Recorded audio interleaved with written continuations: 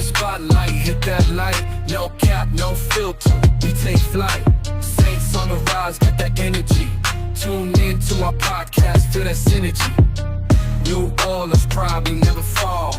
Subscribe to the vibes, we gon' ball. Subscribe, hit that bell, join the hype train. No cap, no filter, we breaking every chain. In the heart of the city, Saints reign supreme. Live the dream, we living it clean.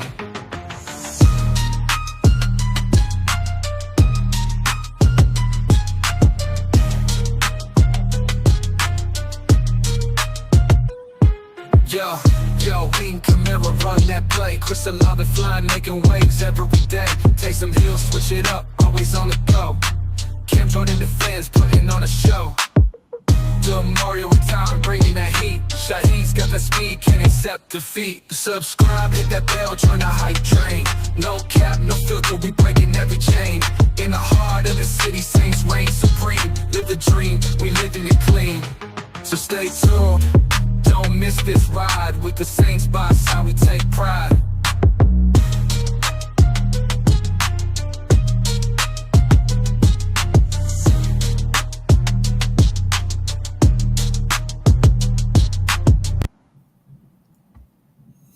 All right, what up, Who Dat Nation? Welcome to No Cap, No Filter Saints. I'm your host, Molly G, and we got another episode tonight, man. Everybody happy right now. I think LSU had just won their game. I'm just getting off from work right now, so we're gonna head on and get into it, man. We're gonna let a few people come into the chat. Let a few people come into the room right now. We got Black Tool say, "Who that? What up, Black Tool?" Let me see. Get here right here. All right. So, yeah, man. Tomorrow is a very, very interesting day, boy. Everybody is waiting on to see what the snake gonna do. Everybody waiting to see what the Shalom King. All right, everybody waiting on to see what the Rat Dat gonna do. It ain't Who Dat no more. It's Rat Dat. You know what I'm saying? I feel like everybody should go ahead on, and if you drink, go ahead on and take a drink every time Spencer Rattler make a big play, and then they zoom in on the camera with Derek Carr. Just say Rat Dat and take a shot. That'll be a good little shot game right there, man. And it's crazy because I just know, boy, Derek Carr is just gonna be looking at this game from the sideline, and I know he gonna be wanting Snake to do good, but in the back of his head, he like, God damn, boy, my days might be numbered if this dude go out here and shine, boy. Because just imagine if Snake go out there, have a good game, and then have another good game against the Broncos. Best defense in the league, one of the best defense, top three. I think they're the third-ranked defense in the league. And then let's just say Derek Carr come back that third week, and let's just say he just lay an egg. Boy, it's gonna be some shit. Boy, it's gonna be some shit right there. But yeah, man, we're gonna head and get into this game, man. We're gonna talk about the matchups. We're gonna break it down. I'm gonna talk for like about a good 20 minutes, and then after that, I'm gonna go ahead on and put the link down in the chat. Everybody is welcome to come into the chat. Come call in, share your thoughts, or if you want to stay in the comment section, go ahead on and stay in the comment section and lay back and chill, man. We're gonna vibe out tonight, or the Saturday night. If you ain't out at the club, shit, come on and kick it with your boy, man.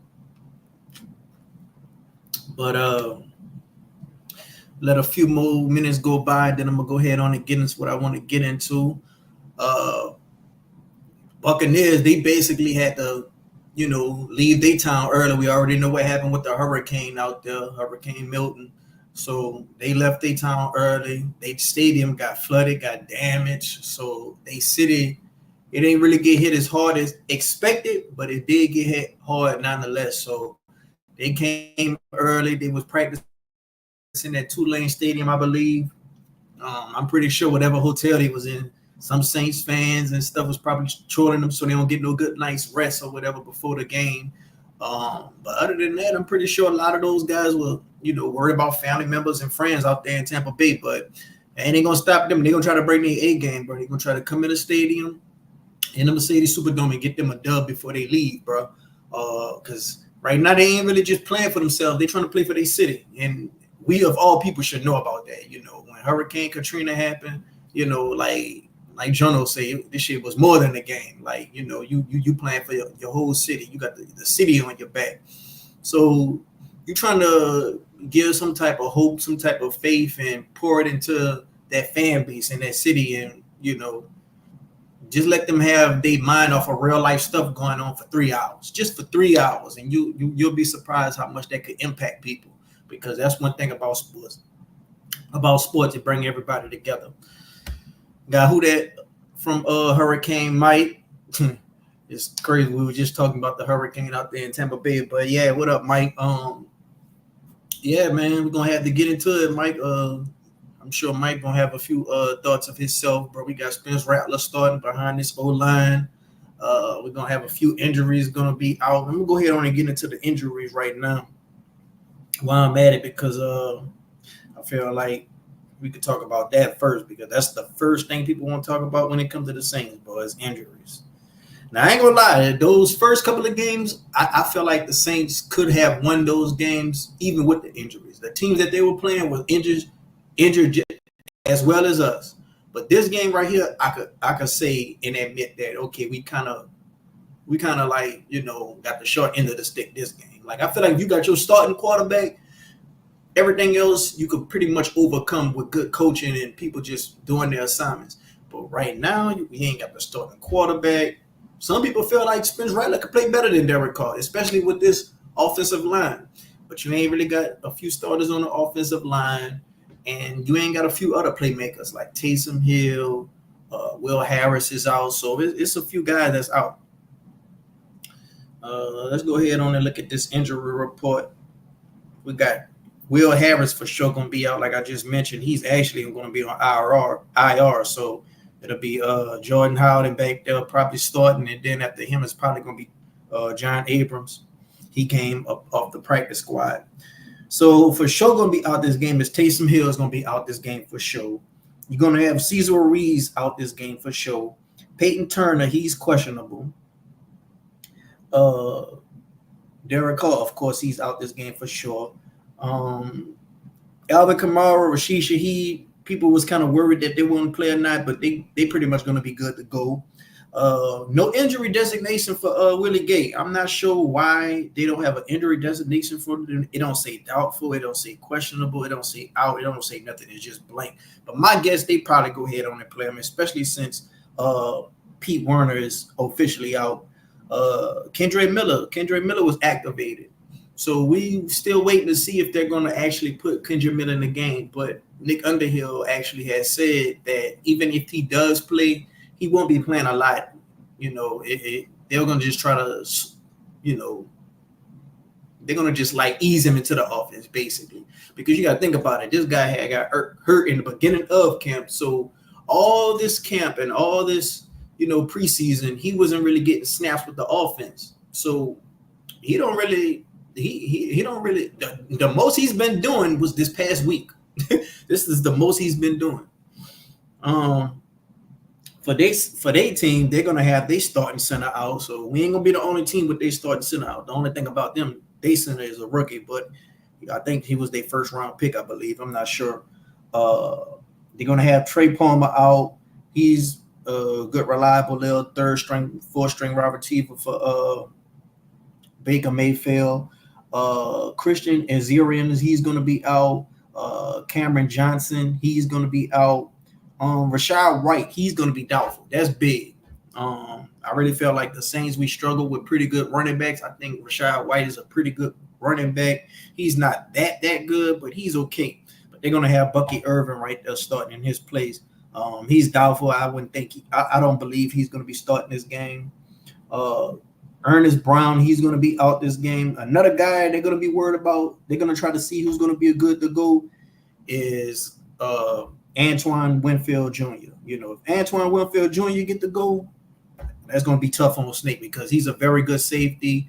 He can fool you with the coverages and schemes they like to use him in the different packages.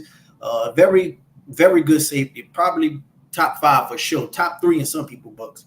What else? Khalid Kancey, I think he's going to be making his first start this whole season. So Khalid Kancey, he's going to be making a start this game.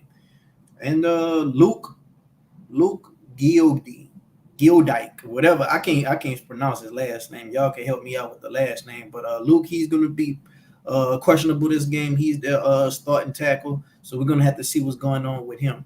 But for the most part, the Buccaneers, they're gonna have injuries of their own. The Saints, I feel like we are a little bit more behind the 8 ball when it comes to the injuries, because I just feel like if you ain't got your starting quarterback, that's gonna be hard to overcome. And a rookie at this spot right now, it's going to be hard to overcome, because you got to think about it. We're going to have Spencer Rattler coming in. Yes, he got a lot of fanfare. A lot of the fans going to be rooting him on. But Rashid Shaheed and Alvin Kamara, they ain't really been practicing with him until like these last day or two. So it's like he haven't really made that good connection with them. He probably got like a little connection with Chris Olave because they probably been practicing together. But it's going to be a lot, man. It's going to be hard. The center, I'm pretty sure they're going to – you can't really put like the communication just on the center, because this is a guy that we had just got in the system, We're going to see if Lucas Patrick going to be able to go, but if he's be able to go, they probably put him at center, but I'm not sure. But they probably just keep things the same and let him just stay at guard, and they put that one guy, McGovern, at center.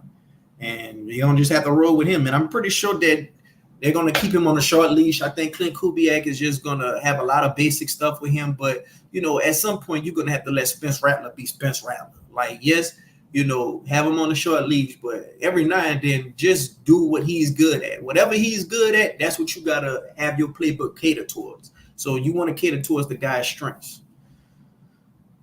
Let's see. There's been a lot of going on in the chat right now. Let me catch back up on the chat. They're talking about the LSU game. We got Hoodie Jube in the building. Shouts out to Hoodie. Y'all subscribe to his channel. He makes some good content over there. Who that? Anyone going to be at the game tomorrow? Okay. We got Hoodie says Kendrick Miller is going to be back. All right. Let's see. As long as Jamal Williams sits on the sideline, I'll be happy. Well, yeah, man, I feel like Jamal Williams, he's that veteran presence. They want a guy that's going to know the offense, know their assignments, know how to pick up blocks and things of that nature. This is a very blitz-heavy team. So I'm pretty sure Jamal Williams will have a lot of snaps. He might not have a lot of snaps running the ball. You might see a lot of the majority of the snaps running the ball come from Alvin Kamara. I doubt Jamal Williams or Kendrick Miller get like a ton of snaps, I just think Jamal Williams, he probably get like a good 6 carries. I think if anything, they might give Kendrick a good 5 carries just to get him a little eased in the offense, get his feet wet. But other than that, when it comes to passing downs, I think a lot of those snaps are going to go to Jamal Williams. They're going to go ahead on and trust that veteran back there to pick up these blocks from these different exotic blitzes they're going to throw at Spencer Rattler. But just go ahead on and get Spencer Rattler moving around, like get him on bootlegs, play actions, screens, quick outs. The only thing about it, we ain't really got a lot of receivers for that quick out type of stuff. So they might be a little tight end heavy. Don't be surprised if we see Jawan Johnson more this game, Foster Monroe, maybe a Dallin Holker. Maybe they will save him for this game. We're going to have to see. Hurricane says 4 touchdowns for Snake. I don't know about that, Mike. That'll be something right there. Maybe you could get 3 in the L, 1 rushing. We'll have to see. Everyone hating on Jamal Williams. The last few games, he's averaged 4.5 yards per rush. He's been getting 2-3 carries a game. They really use him for pass protection. Stop the hate on Williams. I actually don't hate Williams like a lot of other people hate Williams, Hoodie. Like, I really feel like that's the type of guy that you got to give a good 12 carries a game so you could get him going. Like, he gets going after he gets about he needs them carry to get himself going, to get them juices flowing. Once he get going, he get the bucket himself up, hitting the football. He get the just, hyping the team. I really just feel like we use him in bad situations. Like, we don't use him to his strengths. Like, play him at goal line, play him on 2nd and 1. 3rd down, I feel like you're supposed to have your best back in the game. You're supposed to have Alvin Kamara in the game. But when Alvin Kamara is, taking a beating or he's tired, go ahead on and put Jamal Williams in the game.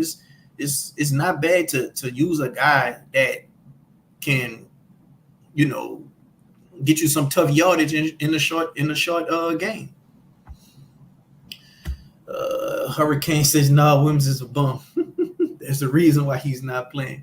Well, Hurricane, you just not a fan of Jamal Williams, and I can respect that. I mean, everybody got our different opinions, and I said this on Twitter, man. I said, man, no matter what, I don't care what nobody says. Everyone has an agenda with their team. Even in the win, you have an agenda. You want a certain way the team you want to win. You want a certain way the team. You would rather see the team lose. If they have to lose, you would rather them lose in a certain way, and it be somebody's fault.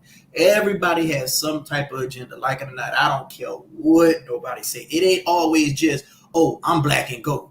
Yeah, you black and gold, but you would like it to go whatever your narrative is, whatever way you want it to go.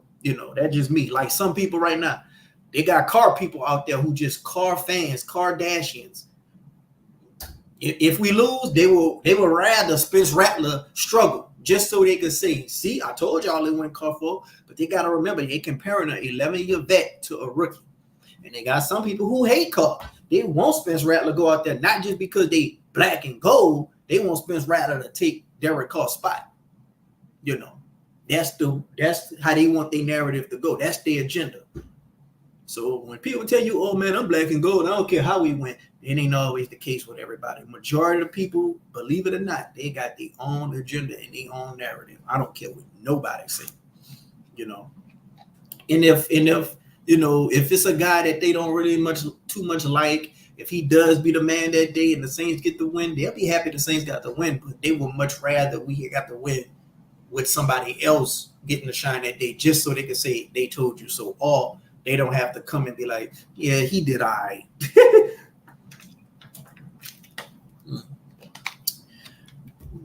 Let's see. We got Justin Wallace says, I really think we're going to win this. As far as winning this game, let me tell you right now. As far as winning this game, every time it's a new quarterback, especially that young quarterback, the team going to be behind him. The fan base is going to be behind him because it's the new shiny toy, It's the new shiny toy. It's like the Buzz Lightyear effect. Andy been playing with Woody all these years. They want to see something new. The Saints haven't drafted a first-round quarterback in all these years. Granted, Spencer Rattler, we didn't draft him in the first round. We drafted him in the 5th round. But he's a first-round type of talent. Like Bo Nix was drafted in the 1st round. There's a lot of people who feel like Spencer Rattler's skill set is better than Bo Nix. There's a lot of people who feel like Spencer Rattler is on the same level as a Bo Nix, if anything. So, yes, we got him in the 5th round, but he's a first-round talent. So, a lot of people are,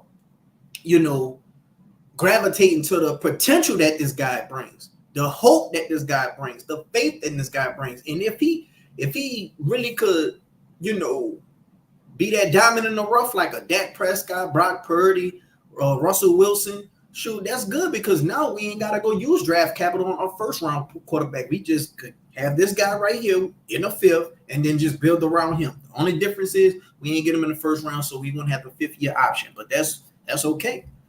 As long as you getting a clear view of what he could do right now, especially if you could get a good 2-3 games out of him while Carr's on the sideline, you'll know if you would have to go in a different direction when the draft do come. But as far as winning this game, Justin, I really feel like it's going to be tough to win this game. I really think the Bucs is going to win this game.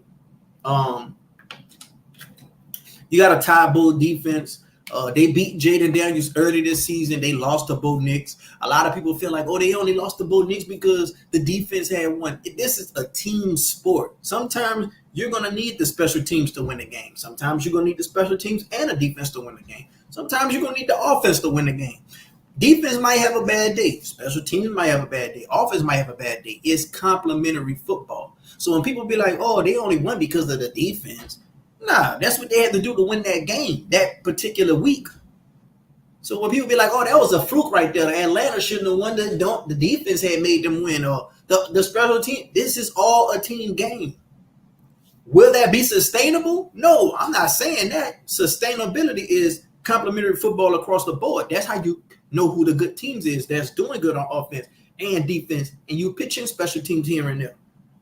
But to win that week, they don't care how they got it. As long as they got it, they found a way to win. That's the main thing. Find a way to win. I'm not with the coulda, woulda, shoulda, if records movement. Find a way to win. I don't care if you got to do it by defensive touchdowns, a special team score.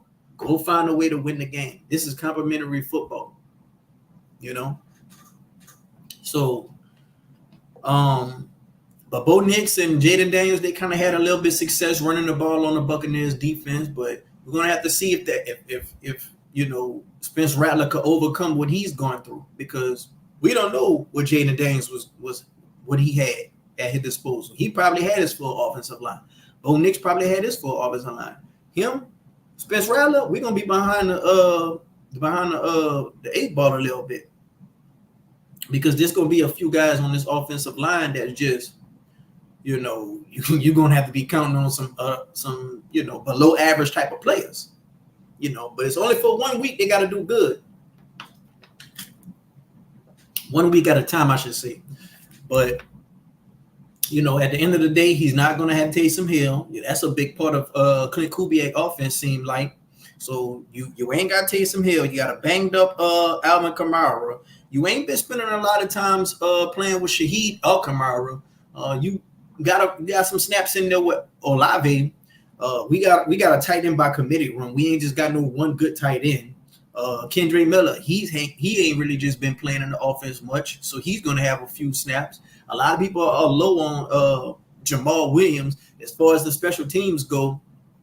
Are you really confident that Blake Groupie could hit a kick in the clutch? Are you confident in Blake Groupie? Our punter, he's looking decent on defense. Yeah, they playing good for 3-4 quarters, but we giving up a lot of yards, letting teams get to the red zone. Yeah, they good in the red zone, but when they get to the red zone, they do good. But you letting teams get to you letting teams knock on the door too much.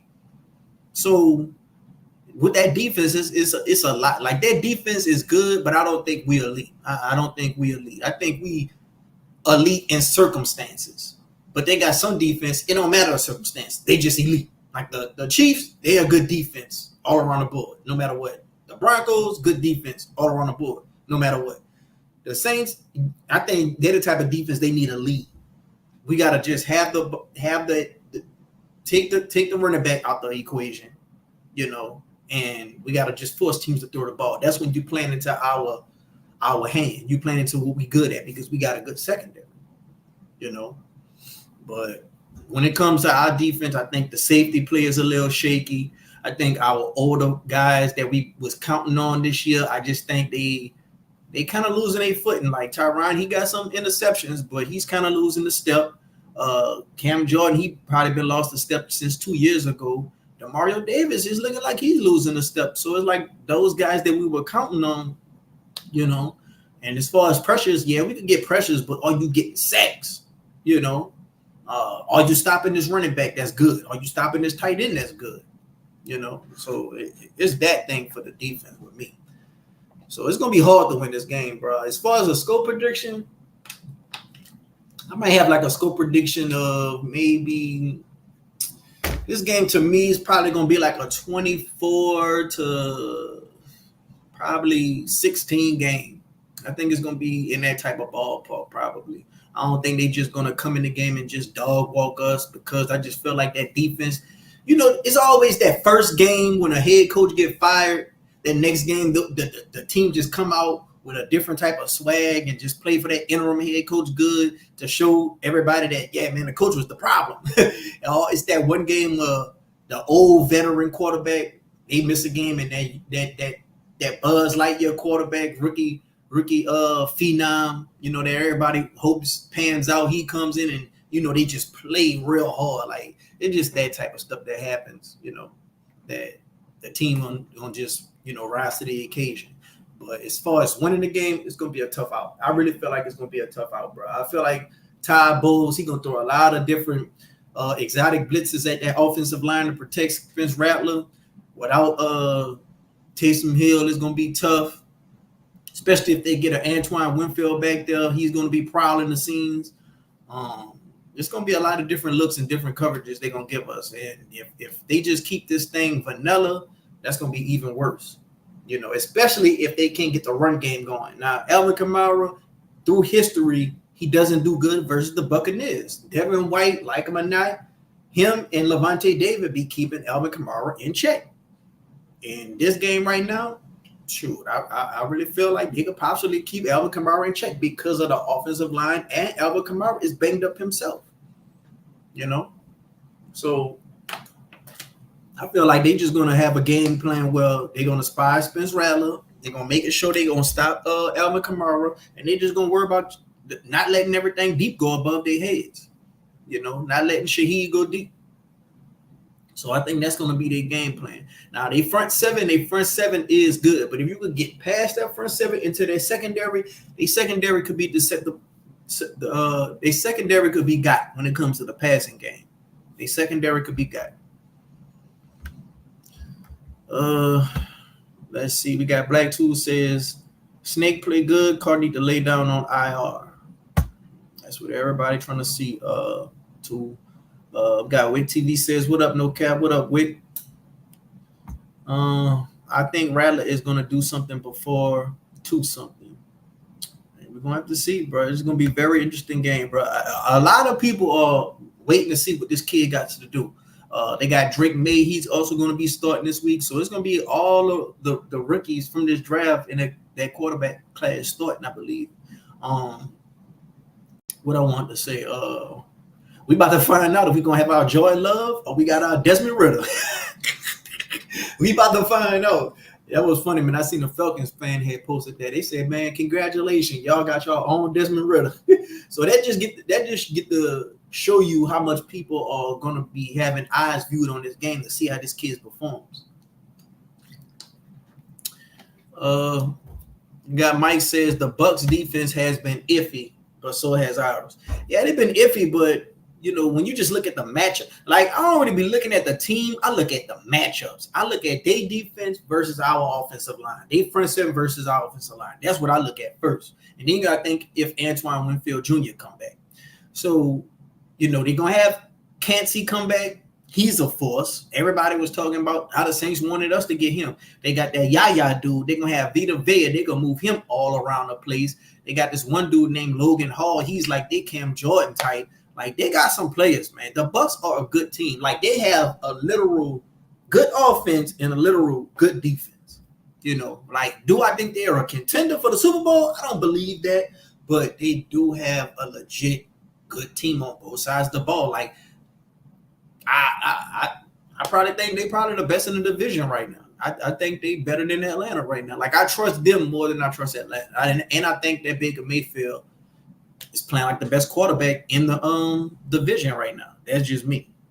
I feel like with Derek Carr, everything needs to be perfect for Derek Carr to look good. That run game got to just be looking amazing. The offensive line got to just be looking amazing, giving him so much of time, giving the run game so much a hold, giving him just a clean pocket. The receivers doing good, the defense doing good, especially like everything got to be perfect. Like I don't think that has to happen for a Baker Mayfield. That's just me though. And another reason why I don't got them being a contender because I don't trust Todd Bowles. Like, and it's funny because it's Todd Bowles, it's Dennis Allen, and it's Raheem Morris. All defensive mind head coaches that I don't trust.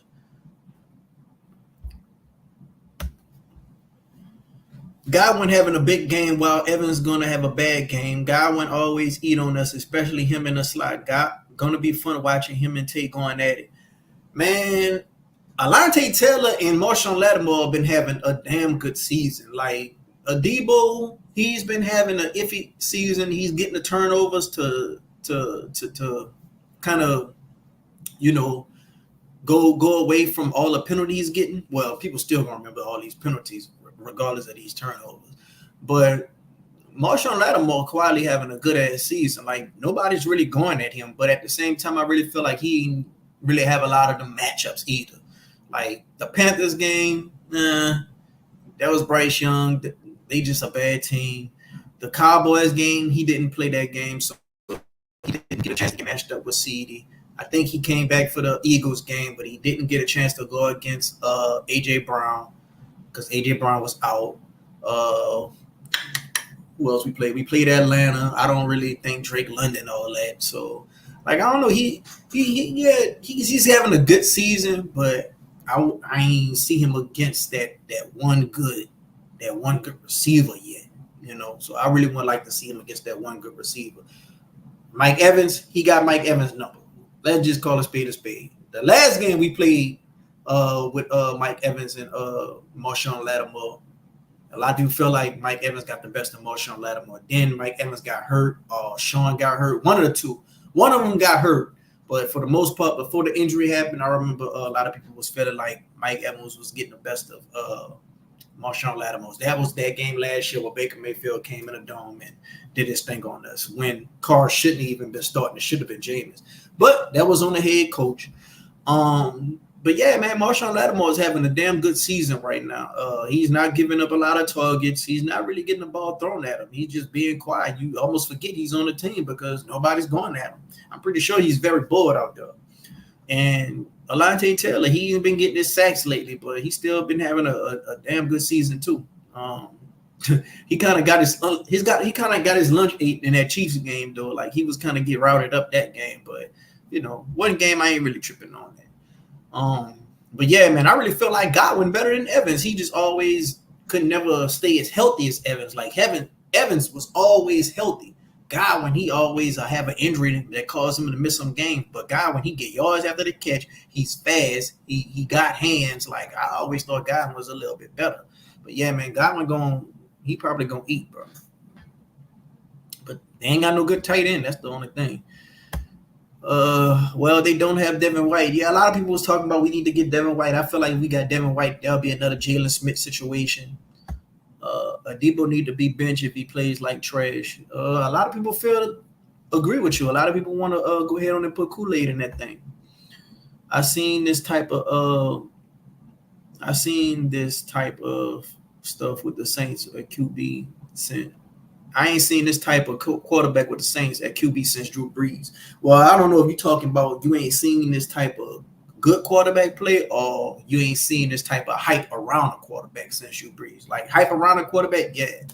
But good quarterback play, I mean, we haven't seen it yet. We haven't seen it yet with Spencer. So, I wouldn't even much just put a lot of expectation on Spencer like that. Like just thinking he's going to throw for 300, rush for 80, throw 400, throw 4 touchdowns, no interceptions. Like don't even put that type of expectation on that kid like that.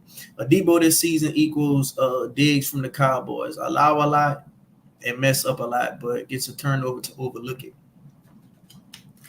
Hey man, but Diggs had got 10 picks.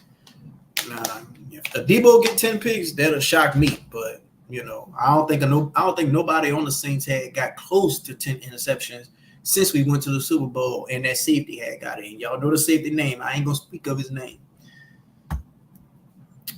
I ain't seeing this type of hype with a Saints quarterback since Drew Brees. Yeah, man. I believe it or not, it was some hype when we signed Derek Carr. It was some hype. A lot of people felt like Derek Carr could, help this team because, when we did get Derek Carr, I was excited, but I did feel like Derek Carr was on the same level as a Jameis Winston. Like, I really didn't feel like Derek Carr was that much better than Jameis Winston. I really didn't feel like that.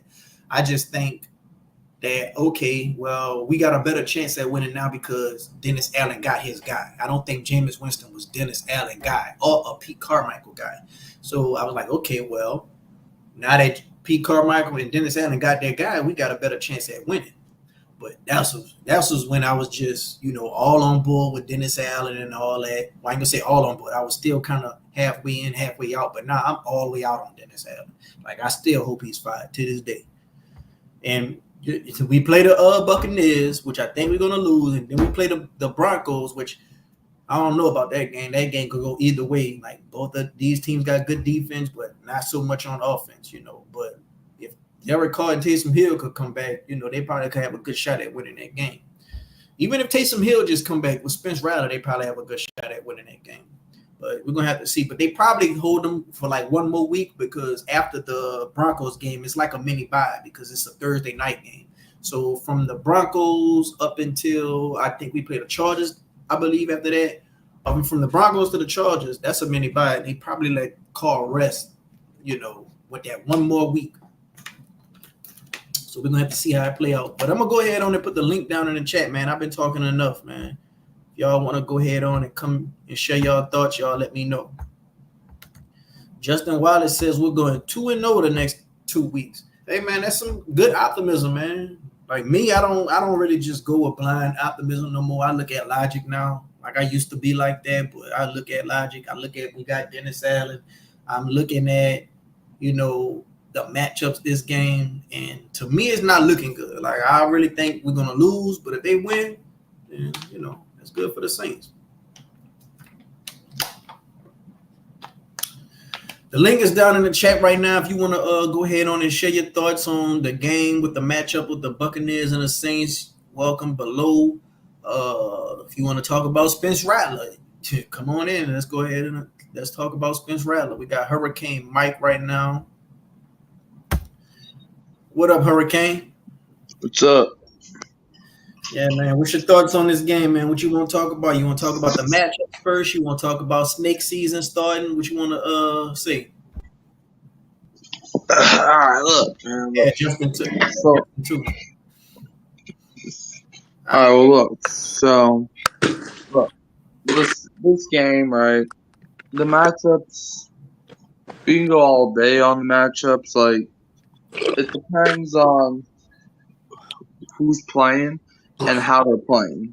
Because one day, like this team could be, for example, this season, right?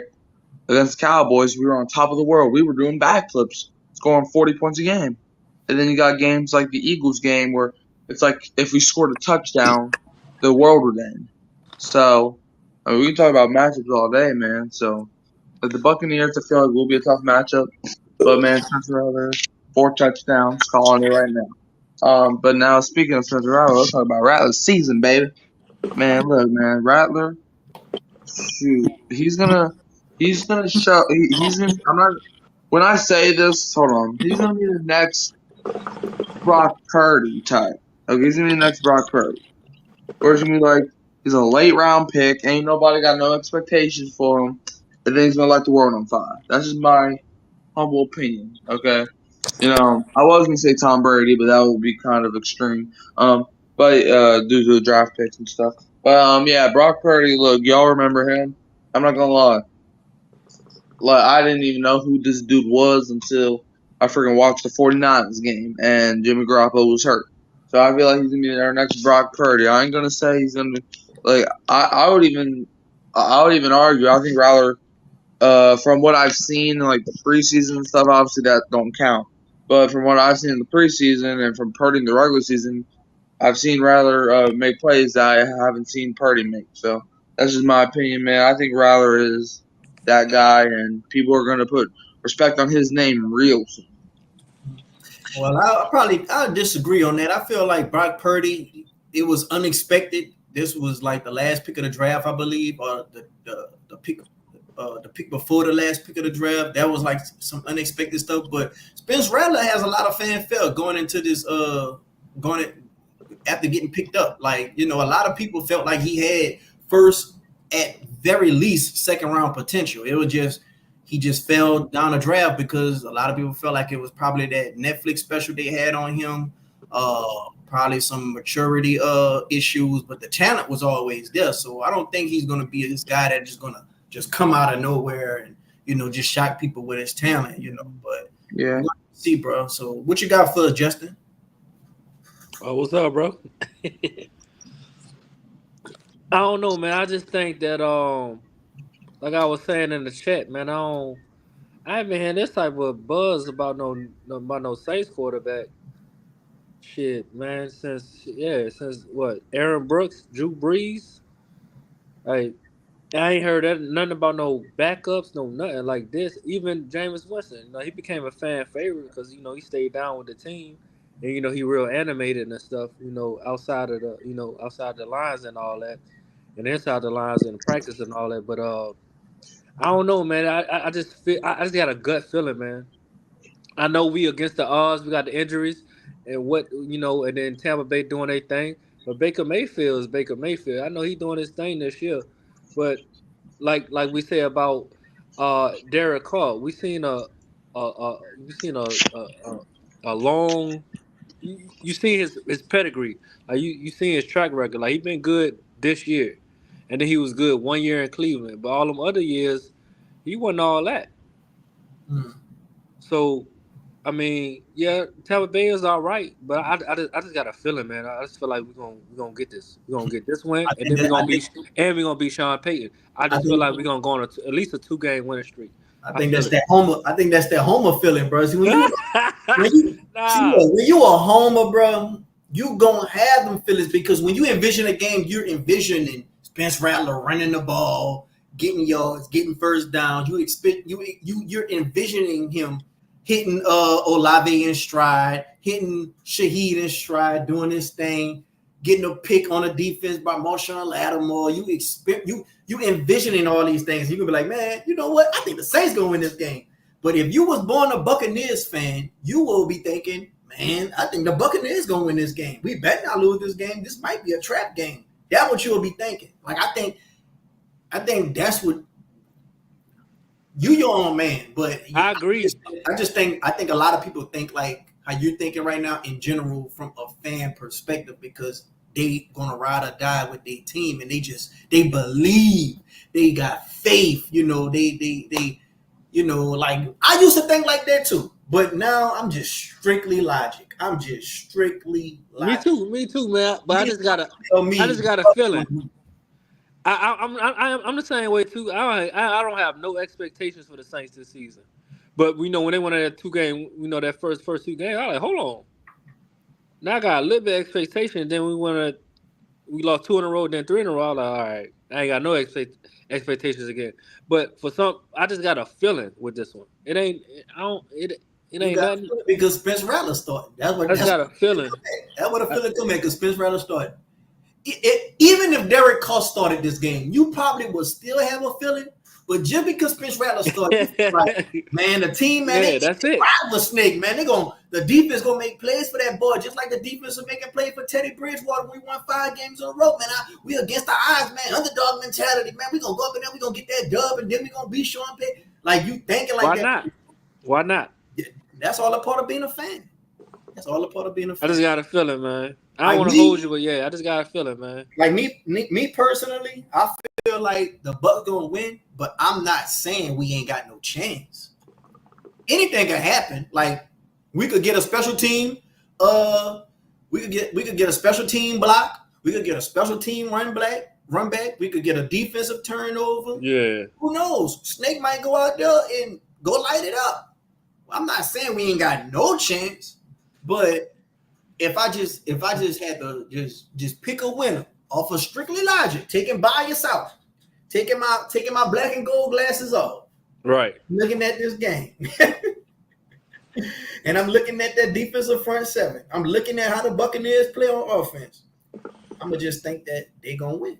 Now I ain't saying they gonna bust our ass, but I think Clint Kubiak, this gonna be his comeback game, and I think with Rattler coming in. That's another thing.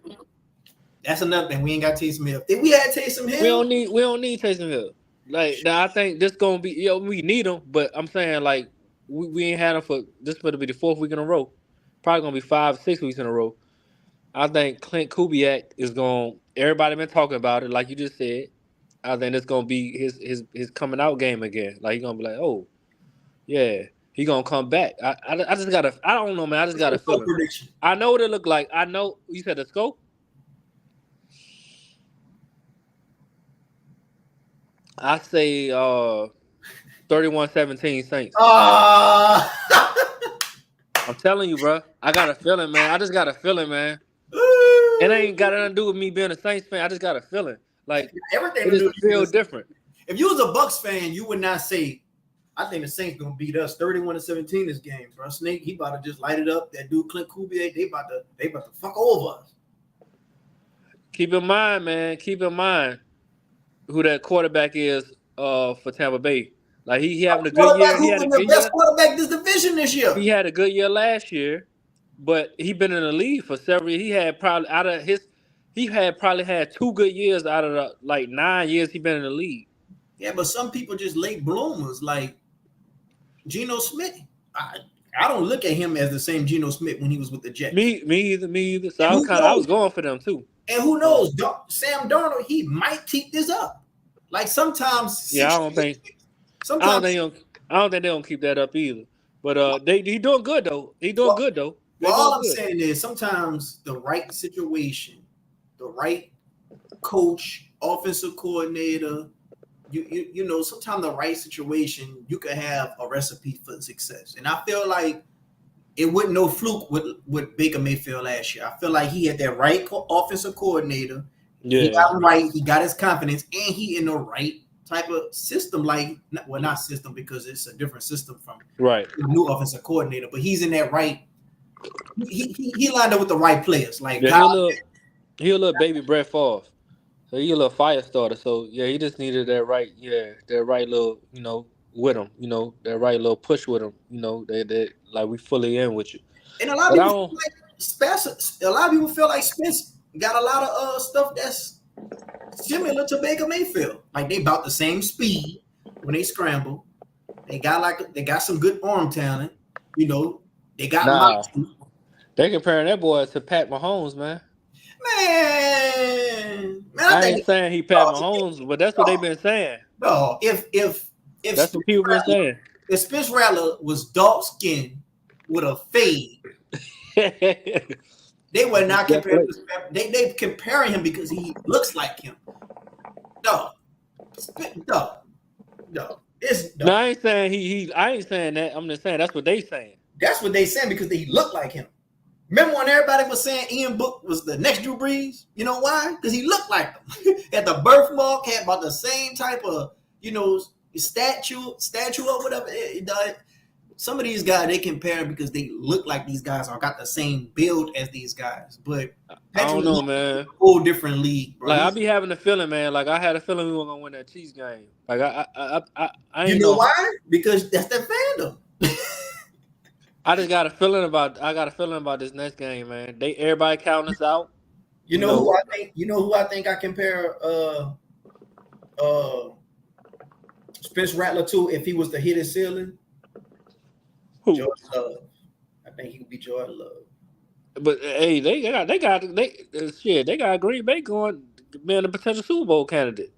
So I that's know. good. I know. I'm saying. So if Spencer Rattler could turn out to be good and hit his ceiling, I think we could have a little Jordan Love on our hands, and we won't have to go back in the draft and get no quarterback like any of them guys they got us talking about getting.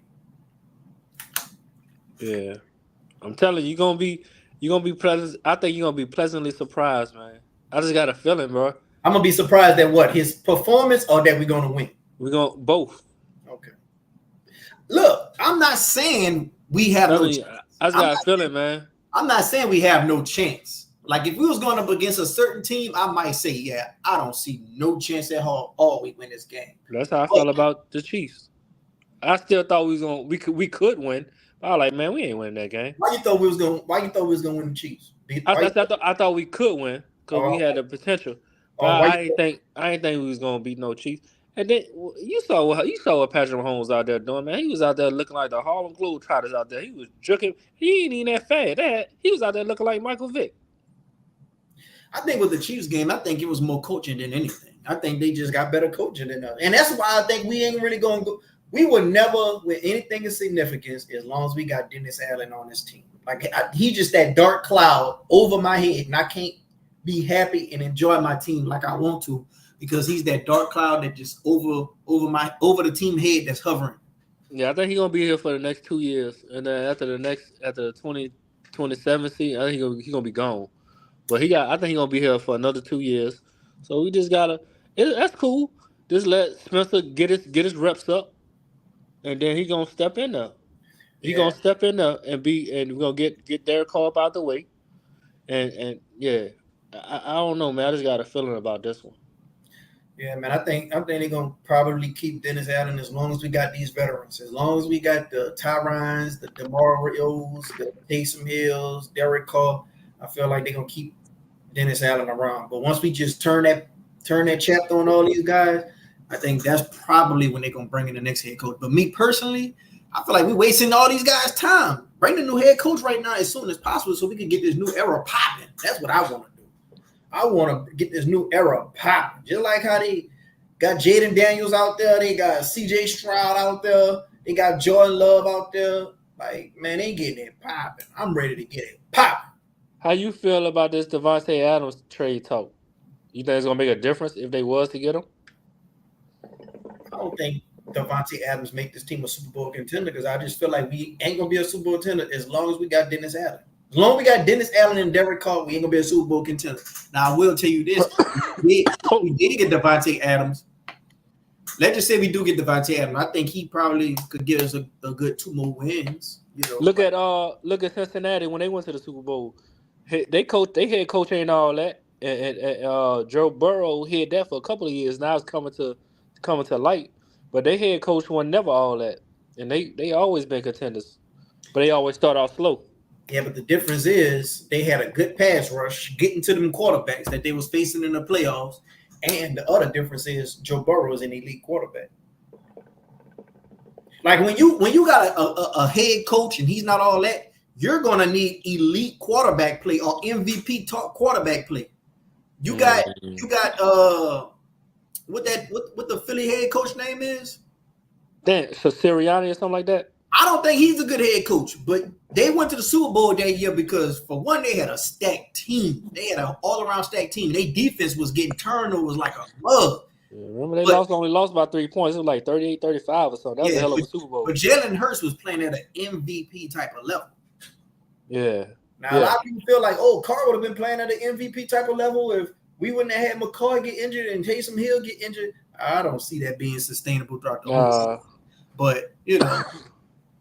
I was scared of Jalen Hurts. I was scared of Jalen Hurts like 2 years before they went to the Super Bowl when we was playing them. He was giving us fits because he was mobile.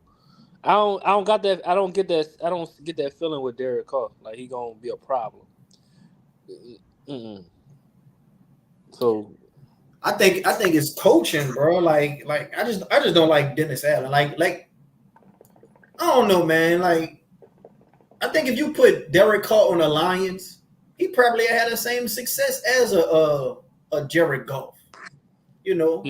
But I don't know, man. Like too much things got to be perfect for Carr to have success. And to me, when you got to have everything perfect, that's just not, you know, that just you can't sustain success if you need everything perfect because at some point you're going to face adversity. And if you're a good quarterback, the pay that we giving you're supposed to rise above the adversity. Like, okay, if you don't believe in Jameis Winston, for the price that you could have got if you would have kept Jameis Winston as the starter, we could have helped build the roster. But if you believe in Derek Carr to give him this $150 million contract, you believe guaranteed. You believe that he can rise above adversity, and he can't. Like if that run game shut down, he hit.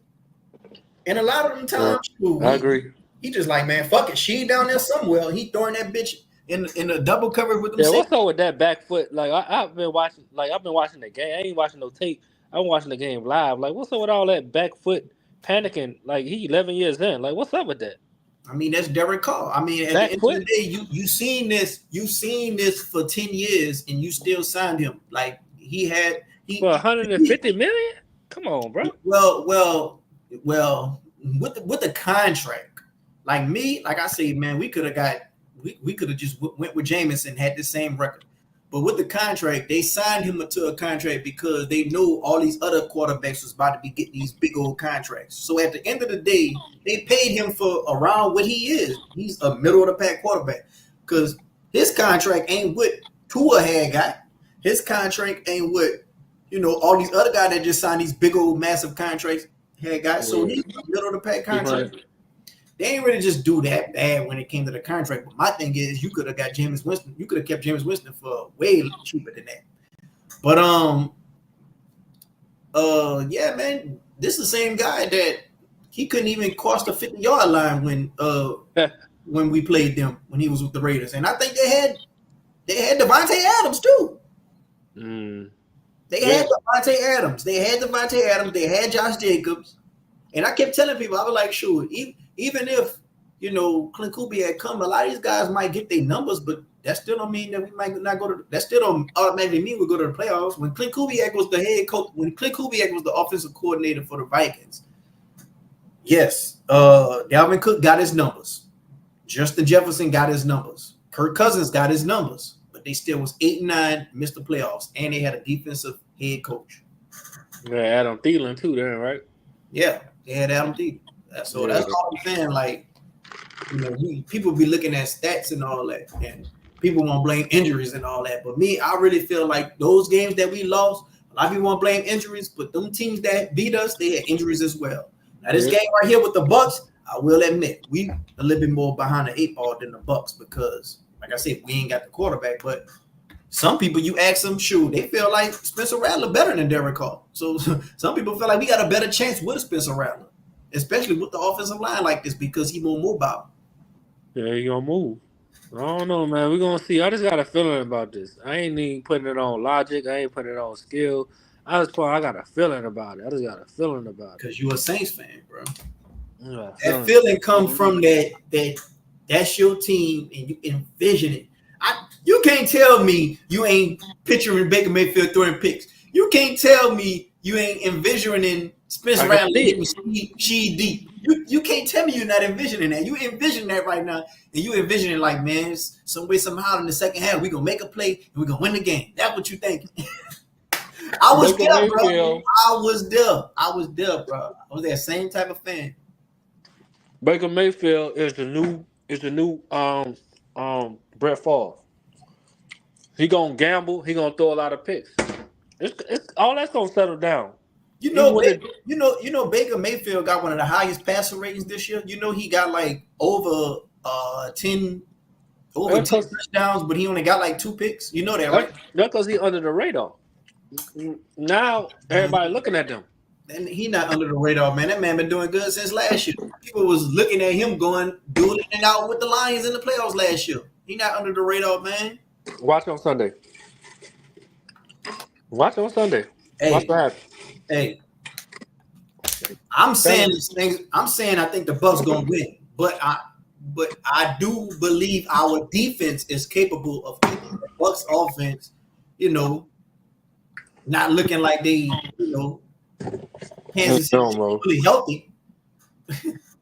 I got you. Watch on Sunday. I just got a feeling, man. I'm in DC, and we got a bar out here where they dedicated to the Saints, and they just play, you know, in between, you know, commercials. So they play all New Orleans music.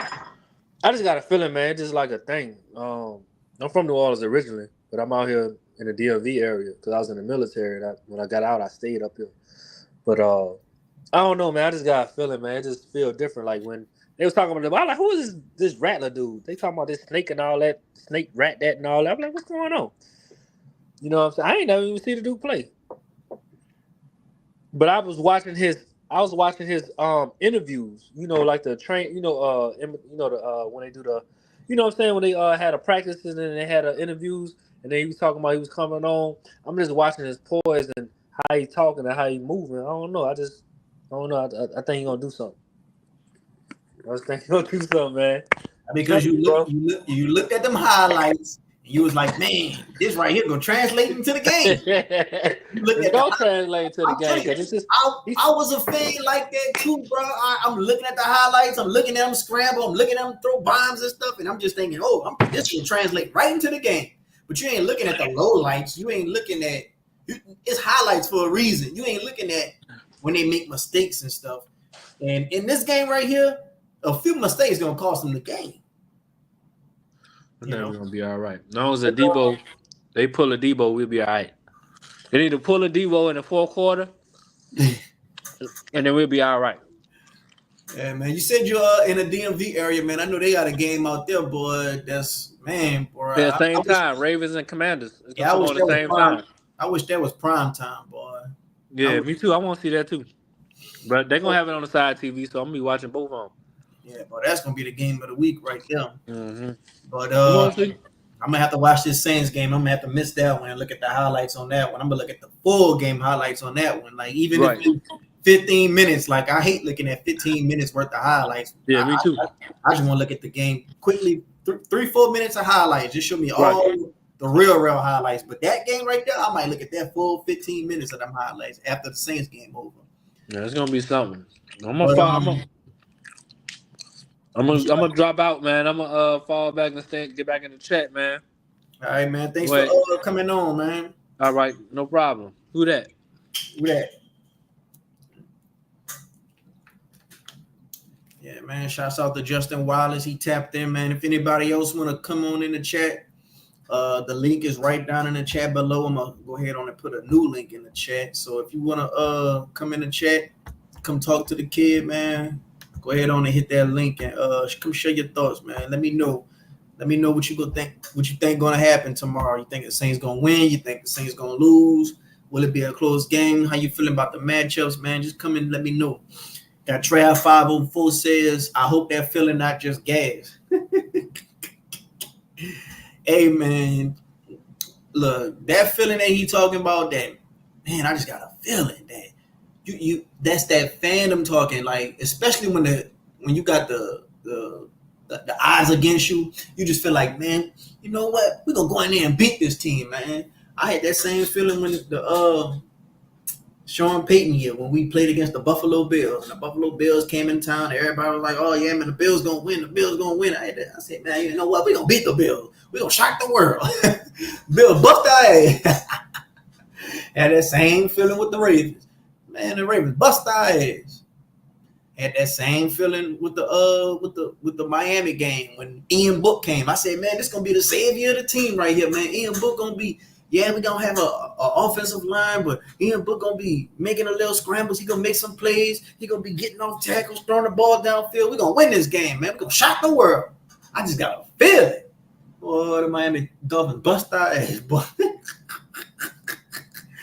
But look, I ain't saying the Saints ain't got no chance. If the Saints win this game, I won't be surprised. I won't be shocked. But if I just had to pick who's gonna win, I'm going with the Bucs, you know. And I probably think it's gonna be around 16 or 24, something like that. Like, it ain't gonna be nothing too crazy. Because I do believe that defense, just like when the Saints had Teddy Bridgewater playing for Drew Brees for 5 weeks, the defense had just picked it up and stepped it up, and they were just playing lights out defense, boy. But the difference was that game. The difference was them games, we had Malcolm Brown out there making teams one-dimensional. Like, we was, you know, not giving up that run game. DeMario Davis, he was in his prime back then. Cam Jordan was in his prime back then. You had Sean shutting down a whole type of, well, Sean's still in his prime right now, but yeah, man, it was just, that defense right there that was an elite defense. Like, that was a time for us to go ahead on and win the Super Bowl with that defense. But this defense that we got right now, I just think this defense is good. I don't think they elite. But I could see, you know, this defense playing hard. You know, I could see Brian Brzee making some plays. I could see Chase Young making some plays. Carl Granderson making some plays. Willie Gay, I can see him playing, spying Baker Mayfield. Shit, they ain't gonna have Rashad Wright, so you know they're gonna have to depend on a Bucky Irvin, and that's a little small back right there. So I'm pretty sure he probably gonna have to split carries with somebody, because that's a pretty small back. He's like a guy that you don't want just taking 20 carries with. So I'm curious to see how they're going to use him. I'm pretty sure they're going to use him in a lot of screens. They probably going to try to pass the ball with him a lot and put him lined up with DeMario Davis and try to take advantage of his speed versus DeMario Davis' speed at DeMario age right now. I could see a lot of different things they could do with him. But this is going to be a damn good game. Like, I'm really excited to see, because it's like a glimpse into that new chapter of the New Orleans Saints. It's like a glimpse into that new era, that we finally having a new quarterback taking control of this team. And it's not no Jameis Winston. It's not no Derek Carr. It's not no Trevor Siemian. It's not no, well, Ian Book. It was that situation. But Ian Book ain't have nowhere near the type of fan felt, even before that game with Miami. You know, even before that game, Ian Book ain't had a type of same fan feel. You know, like Spencer Rattler coming up in here with fan feel, because, like I say, he was on a lot of people, board as a first round talent, second at the very least, So, sure. Everybody just waiting to see this kid, bro. Everybody waiting. Like, I'm pretty sure it's gonna be a lot of Falcons fans peeking, looking at this game. It's gonna be a lot of Panthers fans peeking, looking at this game, saying, "Damn, man, we could have had drafted him in the 4th round and just got him before the Saints," But I just can't wait till this new era start, bro. Like, just imagine the new era, and you got we got Spencer Rattler versus Michael Penix. We got a Spencer Rattler versus Shadur Sanders. Let's just say if the Panthers go ahead on and get Shadur Sanders and Deion Sanders don't mind him playing for the Panthers. We got just like how we about to view tomorrow, we got a Spencer Rattler versus a Baker Mayfield, because I feel like Baker, he done made a home into this division. So he's going to be that guy that's not as young as the rest of these guys, but he's still like, he's at an age where he's in his prime. He's not old like a damn Kirk Cousins or Derek Carr. But it's going to be a good game, bro. I ain't going to be on too much longer, so if anybody care to go ahead on and hit that link, go ahead on and hit that link, man, and come tell me what your thoughts is with Spencer Rattler and the matchups we're going to have tomorrow with the Buccaneers. But I ain't going to stay too much longer. If nobody hit the link within the next 5 minutes, I'm going to go ahead on and get off.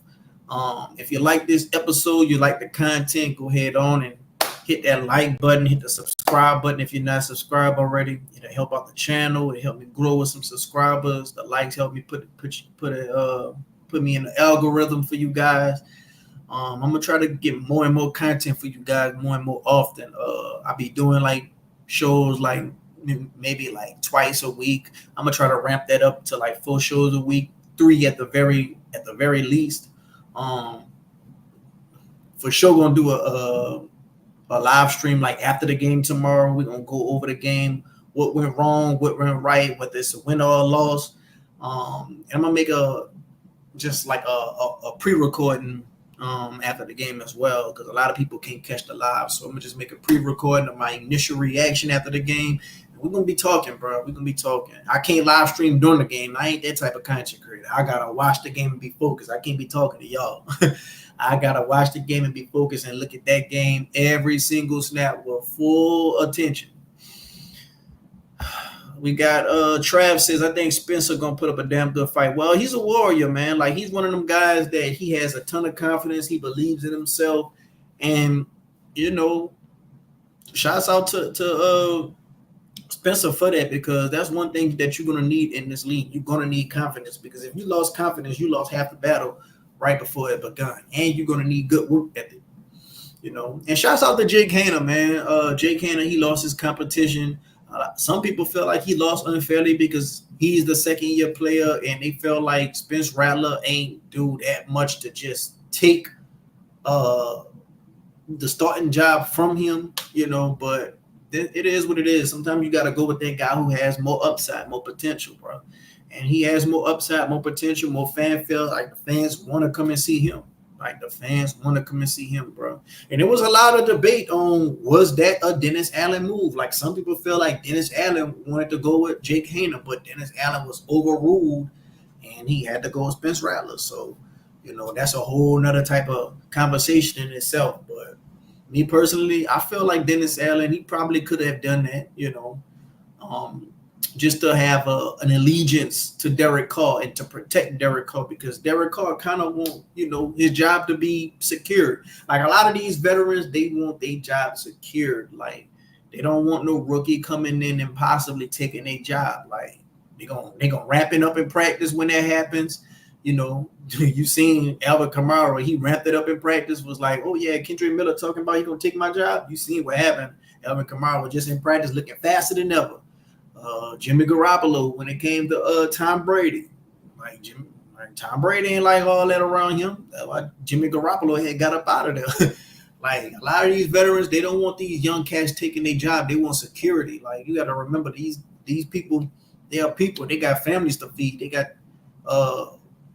got food to put on the table, and they want their family to be set up for generations to come, and they already in the contract, but they probably plan for their next contract. Like, they want their next contract to be good. They don't want They don't want food getting took out their mouth from a young guy. But if you just confident in your game and you just know you're the starter, can't no young guy just come take your job, you ain't really too much worried. But you gonna let it be known, like, hey, I ain't going out without no fight. Like, if you win this job, you're gonna have to earn it. You know. Why is Jake number 2 quarterback if the number 3 is going to start before him? Well, I think Jake was just basically, if anything happened to Derek Carr, Jake was going to come in. But if they were going to have to go into a full week, you know, if they were going to have to go into a full week and prep for a guy, they were going to prep for Spencer. Well, that talk had came into to talks after the injury. But, you know, before the injury took place, you know, the guy that they felt like, you know, was just going to come in if anything would have happened to Carr, it was going to be Jake. Because Jake, for one, second-year player, and, you know, he kind of knows he kind of smart when it comes to, you know, being a quarterback. And that's the guy that Derek Carr feel comfortable with. Like, a lot of times these quarterbacks, they be wanting certain quarterbacks to come talk with when they come to the bench. Like, if you ever seen Drew Brees, he come to the bench, look at the iPad with Chase Daniels and all that. Whatever Drew Brees don't see, he could probably pick it up from what Jake Daniels did see. So Jake, basically his extra pair of eyes. You know, so you got Sean Payton, you got Pete Carmichael, and you got a Chase Daniels. So when it comes to a Derek Carr, he got Clint Kubiak and he got a Jake Haener. Mind you, I think he knew Jake Haener before we even drafted him. They both went to Fresno State, so they got a rapport together. So it's like, you know, yeah, he's an 11-year vet, but still he might miss something that, you know, Jake Haener caught. Like, yeah, man, a defense playing this type of coverage, go ahead on, you probably can get him right here. You know, so it be that type of stuff. So if he's going to be the guy that's going to be on the sideline and just, you know, be right there with him, he's probably going to be the number 2 quarterback. And your game plan could kind of be still the same. Like, if anything happened to Derek Carr, your game plan for that specific game don't really got to change much because they possess the same type of skill set. Like, Jake Haener is kind of he's more similar to Derek Carr than a Spencer Rattler. But with Spencer Rattler, if he come into the game, okay, now the whole game plan got to change. It's almost like Taysom and Jameis. You know, like if anything would have happened to Drew Brees, you know, they're probably to put Jameis in. But if Taysom Hill was going to start, they're probably going to need a whole week of preparation before Taysom Hill could start, you know, because the game plan changed because they're different when it comes to their skill set. Got Black 2 say, Rat about to get it out the mud. We got somebody up in here named Brandon say, bro, y'all losing. Hey, Brandon, I don't know if you're a Buccaneers fan. I don't know if you're a Seahawks fan. You got a Seahawks logo on your name, but I already got us losing. Like, I think the Saints are going to lose this game. It's going to be rookie first thought. He's going to be going against a very opportunistic defense when it comes to the front seven. Like, they get back there and get to the quarterback when it comes to them sacks and when it comes to them pressures. They send exotic blitzes. So we're going to have to see. Got somebody coming to the chat right now. Let's see what he has to say. What up, man? Hemisphere.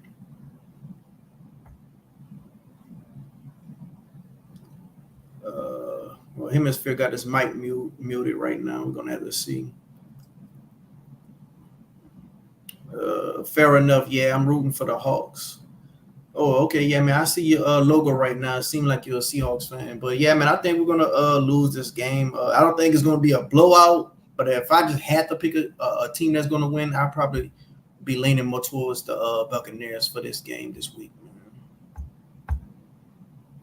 Mick Swagger says, them not knowing what to expect from Rattler can be an advantage for us. Yeah, I agree. You know, I agree.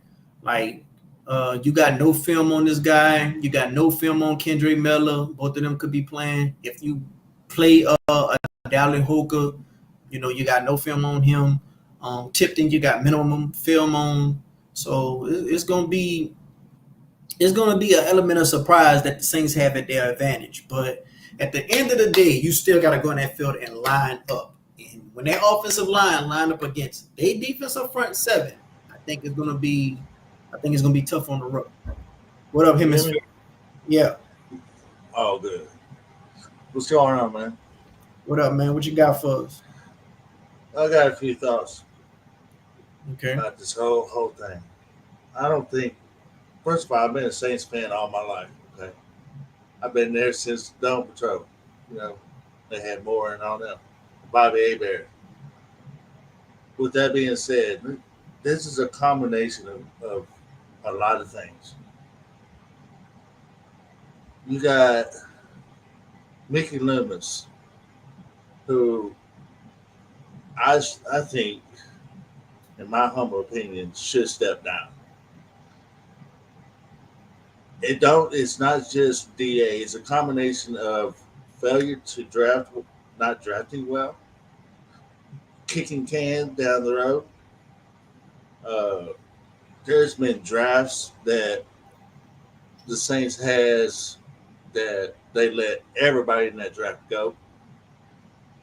Uh, they keep saying that, well, they're so deep in the team that they don't have spots open, this, that, and the other, but you let these people go. So now what we're seeing is a head coach who don't need to be a head coach is making personnel decisions on the team that shouldn't even be making the decisions. But that linebacker they had a couple years ago, they got from was it Giants? He was a starter caliber. Put him on they put him on the practice squad. Somebody picked him up. Another team picked him up. It's that kind of mentality that's above our team. You can look at the players like AK and all the other veterans like Cam Jordan, who agreed to sign a new contract because he's wanting to win another Super Bowl before he retires. He's not going to get that. AK's got that look last week of disappointment in the same old thing.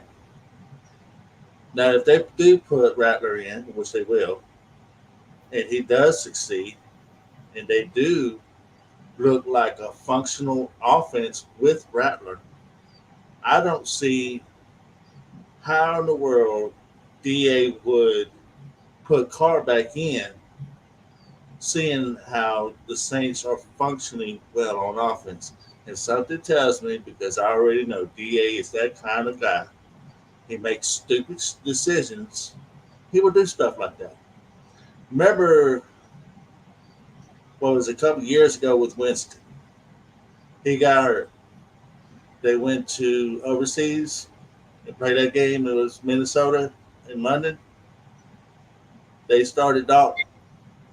Dalton's ended up starting the whole season. Winston never touched the field again. They signed Derek Carr. Now, I can understand they want a veteran quarterback. But this is the same quarterback from a year ago when he was with the Raiders. They came to your building and DA's defense put him on his ass so bad that he couldn't even cross the 50-yard line.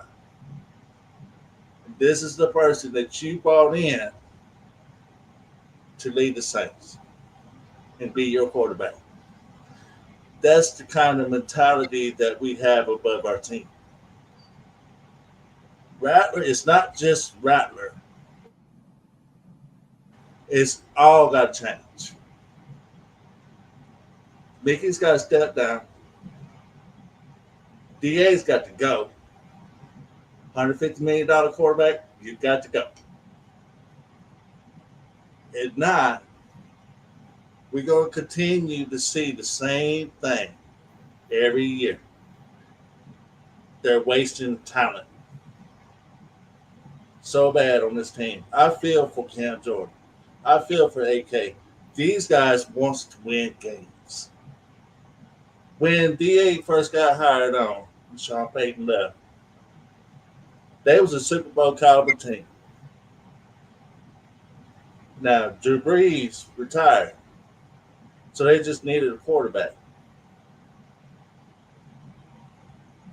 He let all of Sean Payton's uh, good defensive-minded coaches go. That's when he was running those co-coordinators. This man does not have vision. And we all see it. We all not blind to it. We know what a championship caliber coach and quarterback is like. We had that under Sean Payton and Drew Brees. That was the bar. I don't understand why Mickey and the ownership of this team, after seeing that bar, does not want to hold that standard, but yet it's going to get a lieutenant to run the team. Go get your head coach. Quit wasting these players. Quit doing it. Mickey said we're not qualified. Really? So I work hard for my money. And when I go to the store and I see an AK jersey, I see a Saints hat, I see your merchandising, I want to rep my team. You know what I'm saying? I don't mind spending that hard a little extra money. Maybe go to the Superdome, watch you play. But you're going to represent me well. I put money into you. You know what I'm saying? And I'm not qualified? You think I'm right? I'm qualified. This is not just the same space we're talking about. We're talking about Louisiana on the whole, in the whole Gulf South region. This team, since 1967, only one Super Bowl win. I'm 47 years old. I'd like to see my team win at least about a couple more before I go. But under this, what they're doing now, we're never going to get that. It's going to be the same thing. Now, what I'd like to see happen is Rattler go out and ball out tomorrow. They go out and win. They put a 40 burger up. They whooped it pretty good. Now, you got Sean Payton coming in on Thursday night. Rather go out there and do it again. Now you got a mini bye week. From what I'm understanding, that this injury that Corey has, Drew Brees had the same injury. And what later on that Drew Brees said that he returned a little bit too early and it affected him. My hope, because I already know our training staff is slaw, they got to do something different about our training staff. The training staff sucks, bro. All these soft tissue injuries, pulling hamstrings, and a walkthrough. A walkthrough. Really? Pull groin. All this soft tissue issues. Now, you can't do anything when it's a busted rib. You can't do nothing about that. It's football. But for that man to sit there and go, blame injuries, no, man, you can't do that. You can't blame injuries for that. It's football. You know what I'm saying? So that's the kind of mentality that this team is under. We had to change that. What I keep saying, they keep telling me, what coach would you get? It don't matter. Anybody's better than what you got. Dallas might be looking for a new head coach. Get Bob McCartney. Belichick might be coming back next year. Get him. If you get Belichick, He will put it all in place for you to have success.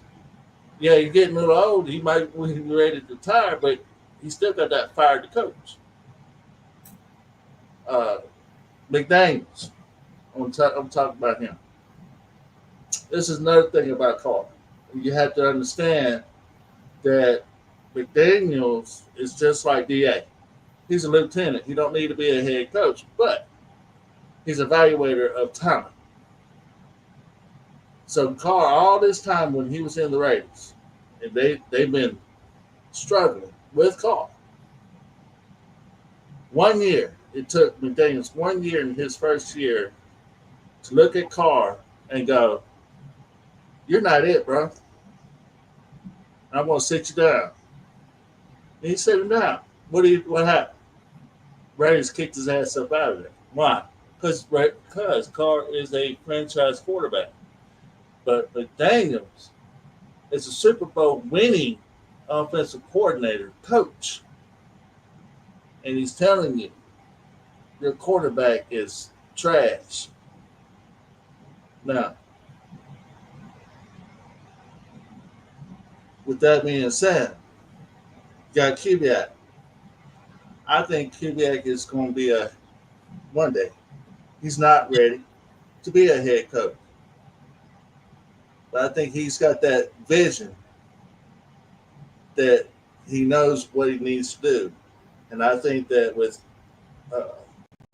Rattler coming in, that's his quarterback. We'll see. We're going to see if he balls out. Hopefully he does. But I hope to God that DA does not put Carr back in when he gets ready to come back. You're going to make this change. You've got to make the change. Can't keep coming back. This isn't getting to be insanity. Can't keep going back to Carr. Embrace the future. The future is now. We're ready. We've been ready. Sean Payton ain't coming back. Drew Brees ain't coming back. Those days are over with, bro. Move on. Quit giving us this crap and selling us this junk. I want to be able to buy me a New Jersey. I want to represent you well, but I want you to represent me well too. And all of humanity deserves it. We all deserve it. 32 teams in the NFL, bro. They all ain't good teams, man. This is across the league. I see it everywhere. But Saints has done a lot to put themselves in the position they're in right now. Bad decision making, bro. Bad drafting. Bad cap management. I feel bad for Cam Jordan. That look that AK had on the sidelines the last week against Kansas City Chiefs, that look he got of disappointment in his team in that performance. Because he knows. And these players are prideful, man. They're not going to come out there and get in the media and talk bash Carr and talk about DA. They all know that they did that. Look at CD Dukes. They ran his ass up out of town because he got in the media and started talking. Look at Michael Thomas. Put a bad comment, tell him he's a locker room cancer. These are guys are competitive people, man. They just want to win. And when you're not doing what you're supposed to do to hold that standard and that bar that was set, they're going to speak out on that. But what happens when they do? You run them out of time. They cancel. Really? These are loser mentality people that's above in our organization now. Loser mentality.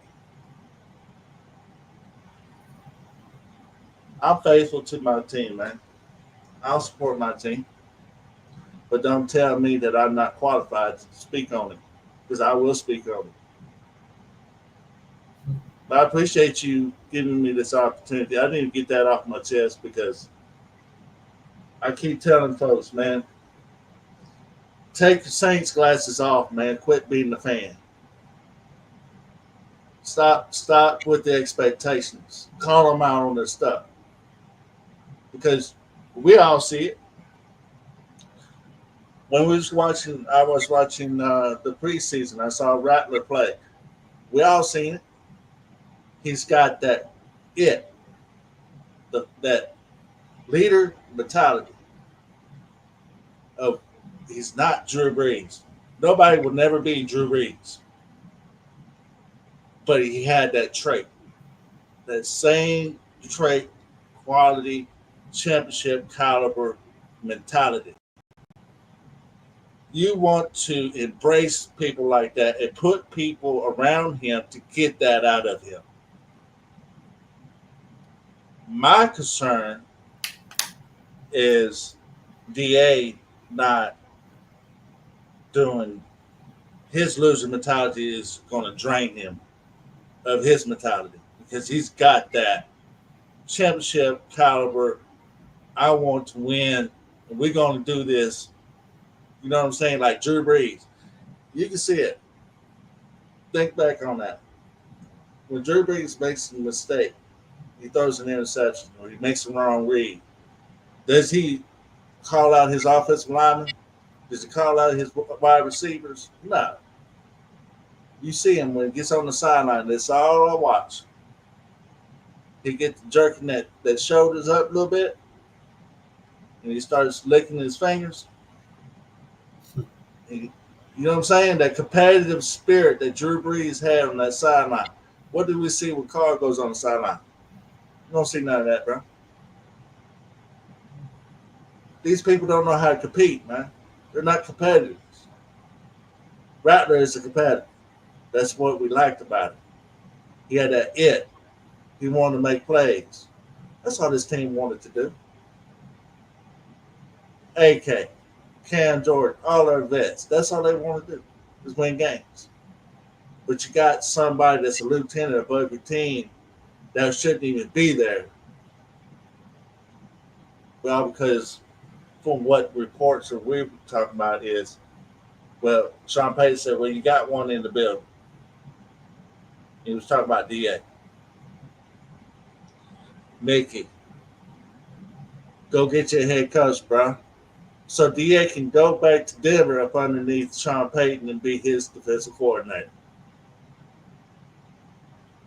These last few weeks, DA's defense is getting slow, man. That Philadelphia game, they gave up 2 plays, one rushing play for over 60 yards, another one tight end pass for 60 yards that lost you the game. That's your defense. This is the defense that DA called his baby. Really? Come on, man. What's up, no cap? What's up? What's going on, brother? What's up, big dog? What's up with you? Yeah, man, that was some good insight you gave Hemisphere. I really felt like you had a lot. You had a lot on your chest, man, and that's why I did this channel right here, so I could be like a vessel to a lot of fans that want to get a lot of this stuff off their chest, man. But when it comes to but the thing about it is, we all see this. We all see it. As a fan base, y'all see the same thing. We ain't gotta be in the building. We see the product on the field. We see the body language. We see it. It's plain as damn day. what you got for us, T Dirty? I'm just gonna wait and see, bro. I'm on a wait. I'm like you, no cap. I'm on a wait and see approach. I'm not gonna go out there and say I'm not gonna say okay, Rattler finna do this and do that, and yeah, can't somebody's finna be MVP. This 6 or 7 touchdowns, 4 or 5 touchdowns. Like, see, that's the problem. Sometimes some of these Saints fans get too excited too fast. You feel me? Just sit back and let shit play out. I want to see what this man look. Anything better than Derek Carr at this point. That's how I feel. I don't care if we lose tomorrow with Rattler. I'd rather lose. Like I said this one time before. I'd rather lose with a struggling rookie than a struggling 11-year veteran playing like a rookie. You know what I'm saying? Like, that don't make sense, bro. You've been in the league this long. And we're not getting nowhere with Carr, bro.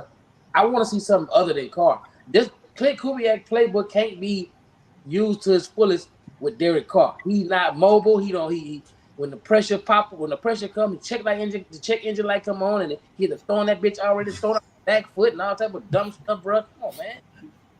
I can't take this every Sunday, no cap. I can't do this every Sunday, my dog. Look, so, to me, I don't know if y'all feel the same way, but as a Saints fan, bro, Sundays is like a holiday for me. When I'm at work, I work Monday through Friday, bro. I got Saturday and Sunday off. Saturdays maybe relaxing, chill with my little boy. We probably go out, do this, and that. But Sunday it's like a holiday. It's like Christmas over and over. And for the Saints to come pushing out their car with that little squeaky wheel every fucking Sunday, come on, dude. Don't do me that, bro.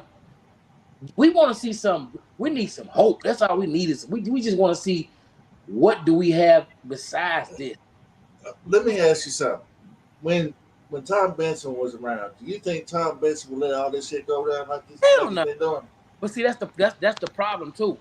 Tom Benson was more involved. I ain't gonna say he was involved like Jerry Jones or involved like the Carolina, like Tepper or nothing. He wasn't. But he knew. Okay, I'm gonna let this go for so long, and I'm gonna nip it.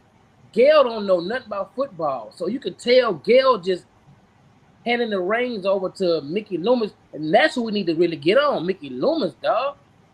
First of all, I found it so disrespectful for you to talk to the fan base chewing the shit out of some gum like it's nothing, dog. Like, if I'm gonna talk to you, no cap, like a man, I want you to understand where I'm coming from. I'm gonna look you dead in your eyes. I'm gonna talk to you, and every word gonna be clear.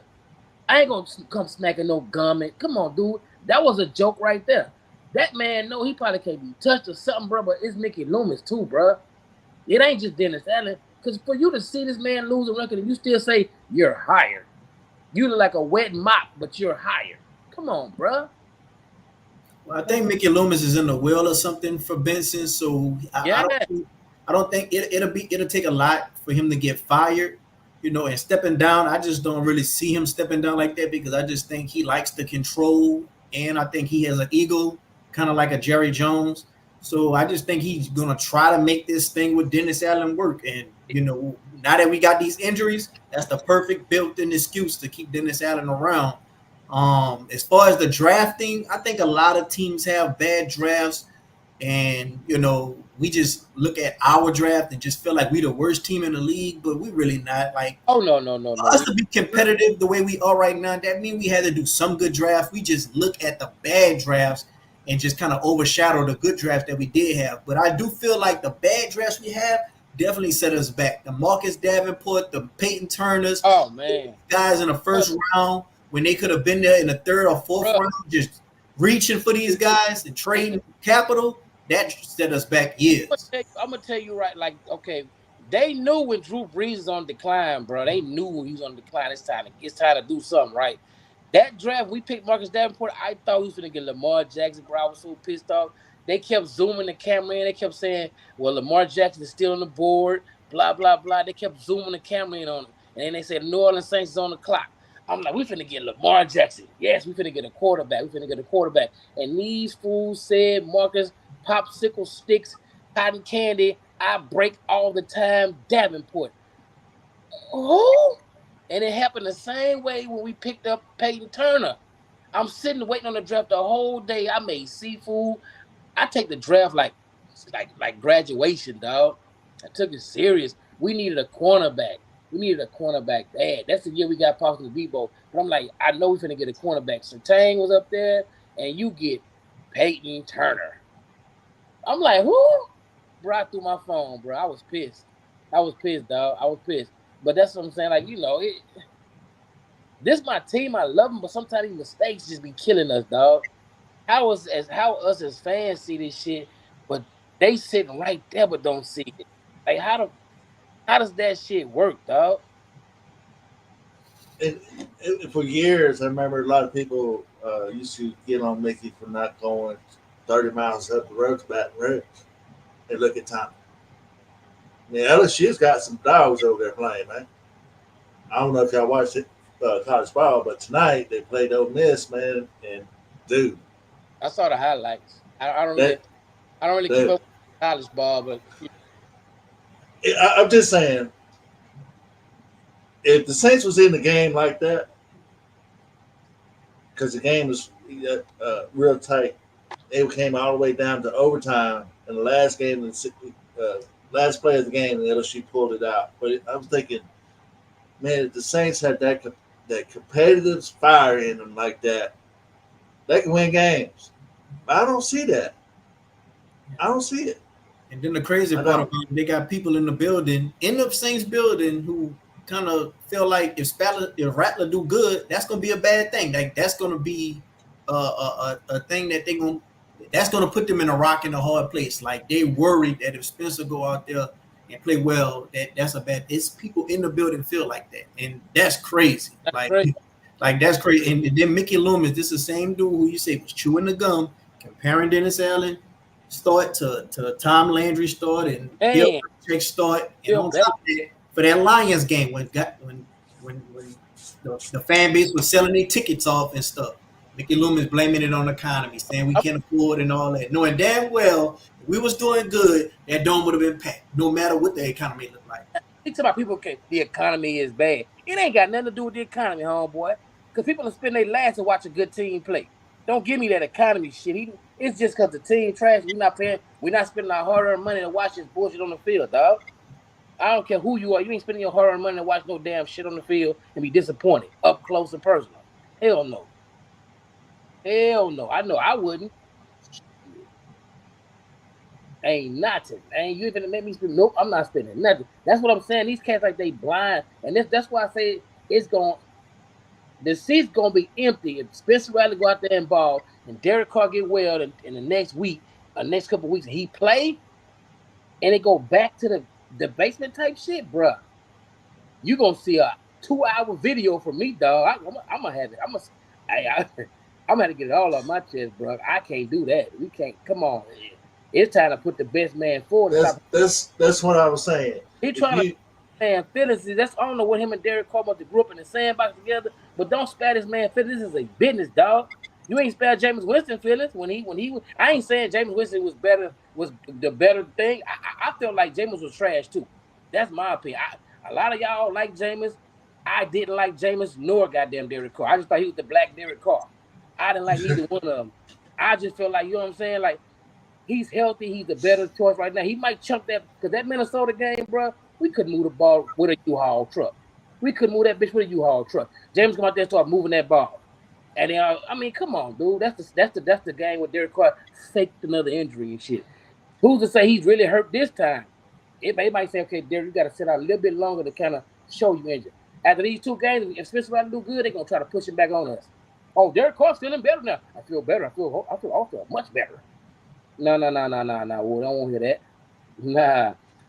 Do y'all think that these last couple weeks they're in the losing streak? Because Kubiak said something in his conference, or in the when they announced Rattler's going to start. He said something about we've been talking about this for a couple games now. It's about making this switch. Is this a Kubiak switch, or is this something that DA? So you know what? I'm getting tired of watching this. This time to make a change. I'm gonna tell you what I think. I think it was a Kubiak switch because Kubiak wanted Rattler to run the system that he put in. He convinced Dennis Allen, look, this is gonna work with him. It can't work with Derek Carr because this system is hiding Derek Carr's. It's hiding his bullshit that he can't do. It's hiding it from. You can't hide it too long. You can only put so much lipstick on a pig and shit, but it's hiding his deficiencies and shit, right? So I feel like Clint Kubiak was like, look, Spencer Rattler is the guy I really wanted. It's going to work with him because he's a mobile quarterback. This guy had a bad O-line in college, so this O-line got to be a little bit better than he had in South Carolina. It got to be. This guy know how to improvise when a play break down. I can't do too much with Derek Carr. He's going to one guy the whole game. They keep asking, you got people at my job. Why they keep throwing the Rashid Shaheed? Shit, I don't know. I don't know. Shit. That's what it is. I think Derek Carr's he's kind of messing this, not messing it up, but he can't do too much with Derek. He's older, not mobile. I've seen plays with Spencer Rattler just stay in that pocket and take a lick. Pow! Now, I ain't saying that's a good thing because we don't want you out. But I think the system works better. He convinced Dennis Allen, look, this system works better with him than him.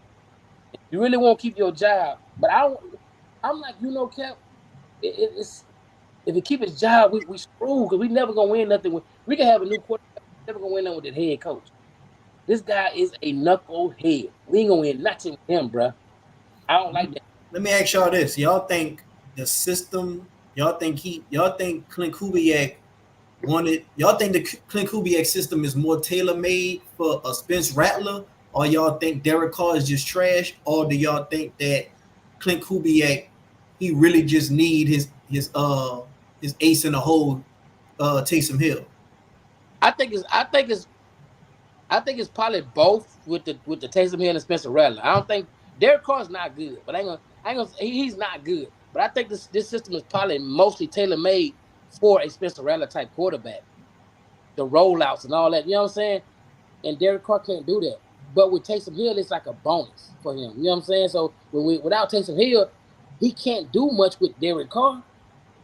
But if you put Taysom Hill with Spencer Rattler, who knows what you got? What you think him and Phil?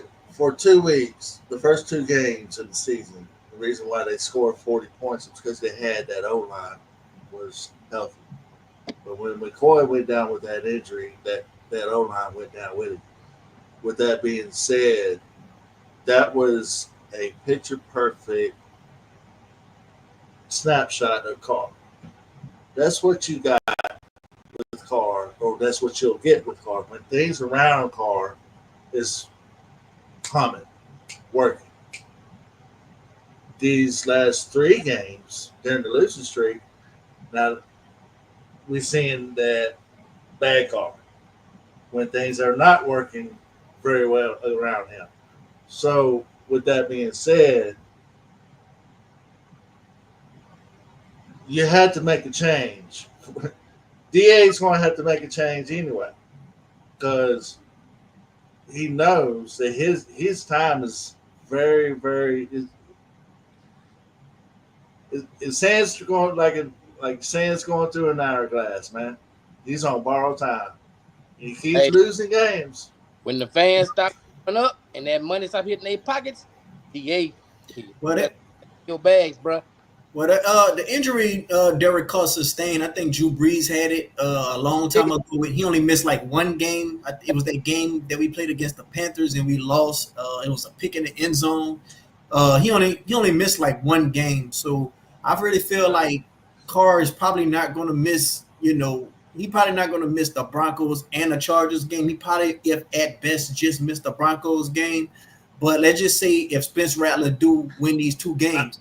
Dennis Allen already came out and said, once Derek Carr is back, Derek Carr is back. Like, he's going to keep his job. Now, the thing with Jameis, when he got hurt, he didn't have the same type of contract Derek Carr got. Derek Carr got 150 million reasons why he needed to be started. And the Saints, they strike me as that team that they're going to go about, okay, well, we paying this guy 150 million, he need to be playing.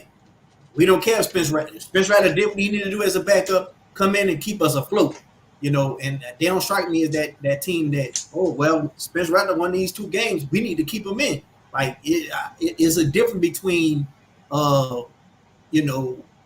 what happened with Russell Wilson and Matt Flynn. I don't think Matt Flynn had got that type of contract like how Derek Carr got. So we're going to have to see. Hey, you remember that game when the one you talking about with the oblique, when Drew Brees got hurt? And I forgot who came in. I don't know if it was Taysom or Teddy. Somebody came in and was winning, right? Drew Brees rushed himself back because, it's like the spotlight wasn't on him no more.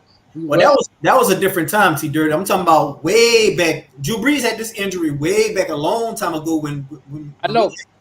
I don't want – that's the thing I'm thinking about Derek Carr could do. Let's say Spencer Rattler go out there and ball these next games. Derek Carr gonna say, okay, I feel good. I'm great. I'm good. I'm ready to come back in. Just because he knows his job is on the line, you hear me? And like he gonna want to rush back. You know what I'm saying? Like, well, he did that last year.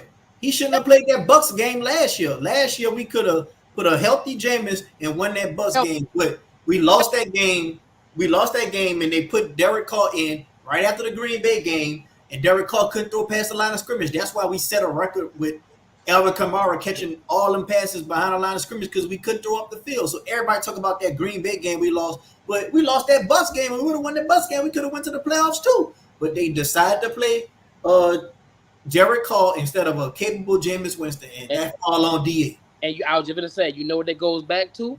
Head coach. That boy gotta go. Get him up out of New Orleans, give him a bag of crawfish and a little pot of gumbo, and send his ass on to stick in the bag on the back of it. Thank you for coming. Time to go. That's that loser mentality I was talking about earlier. That's above our team right there. Right, Yeah, look, I don't want Spencer Rattler nowhere around Dennis Allen. Like I don't want some of that pushing off on him. Like I don't want that even getting around him. But if he go 0-2 these next 2 weeks, and we be 2 and what will be? We 2-5 right now, right? 2-3. We 2-3 right now. Yeah, we 2-3. So if we 2-5, it might happen. I wouldn't even trip. Look, that's why I said I wouldn't trip if we 2-3 and we got Spencer. If we go with a rookie, whether it's Hayner or Rattler, I wouldn't trip being 2-3, dog, because we trying to see if we really need to draft a quarterback in the draft or whatever. But I ain't gonna go 2-3 or 2-5 with Derek Carr, who's this Dennis Allen boy, and he a 11-year. If I've been in my job for 11 years, dog, and I don't do shit or improve, I am fired, homeboy. I am gone. I am done. You can't be looking like this shit at 11 years in the league. You show me an 11 year. Come on, man. Wow. I already knew. No excuse for this. When you got people, you got players like Jaden Daniels coming in balling, C.J. Stroud, J.J. McCarthy, all these cats coming in balling. Even Sam Darnold, he had to go to a couple of bad teams, but he came in. He balling. You can't give Derek Carr no excuses. I don't. The excuse is going to be the injuries. That's the built-in excuse. Look, the excuse is going to be the injuries, the McCoy, the Taysom Hill. That's going to be the excuse right there, the built-in excuse for Dennis Allen to save his ass. And then the other excuse is going to be the 2 weeks. Look how we performed these 2 weeks when everything was perfect. So now you need everything perfect to be a good head coach. But you go look at the Browns. When the Browns went to the playoffs last year, they was having injuries. They didn't make no excuses. It's coaching, bro. They know how to get around that injury shit. Don't use that shit no excuse. All these teams have injuries. They know how to get around that shit. We don't. We got a dumbass head coach. That's leadership. A good leader knows how to improvise and say, I'm gonna get you this, and we're gonna do this, and we're gonna win this game. Do that, bro. And think about this. A lot of people feel like, oh yeah, Taysom Hill, he Pete Carmichael without not. A lot of people feel like Clint Kubiak is Pete Carmichael without Taysom Hill. But my thing is, none of these teams got a Taysom Hill. Like, none of these teams even got the luxury, and they could win without him. Exactly. It's head coach. We out there, as a head coach, we need a Master P or a Birdman or somebody. We got a fucking Willie Puckett, bro. Come on. Here's my view about Taysom Hill, okay? Where's the pride at? Right? I'm just saying, if I'm doing a job, I'm putting myself in their shoes. If I'm doing a job and I'm getting paid pretty well to do my job, and this cat comes in, he's doing my job plus 2 other people's job. You know what I'm saying? Where's your pride at? Yeah. That's what I'm talking about. Where's your pride at? You see what I'm saying? That show you where your depth at. If you need one guy to fill all these roles, that show you where your depth at. Right. Yeah, I feel you, big dog. Don't you feel bad? Like, damn, you ain't shit. Where's your pride at? But I've asked several people around me and said, why is it that one player means so much to a team to where he gets hurt and gets out of the game, they can't do shit. You can't do nothing. Why are you dependent on people like this? Really? With Taysom, he started out as a special team, and they put him in when they needed a spark. There's a Bucs game about a couple of years ago. I can't remember the year.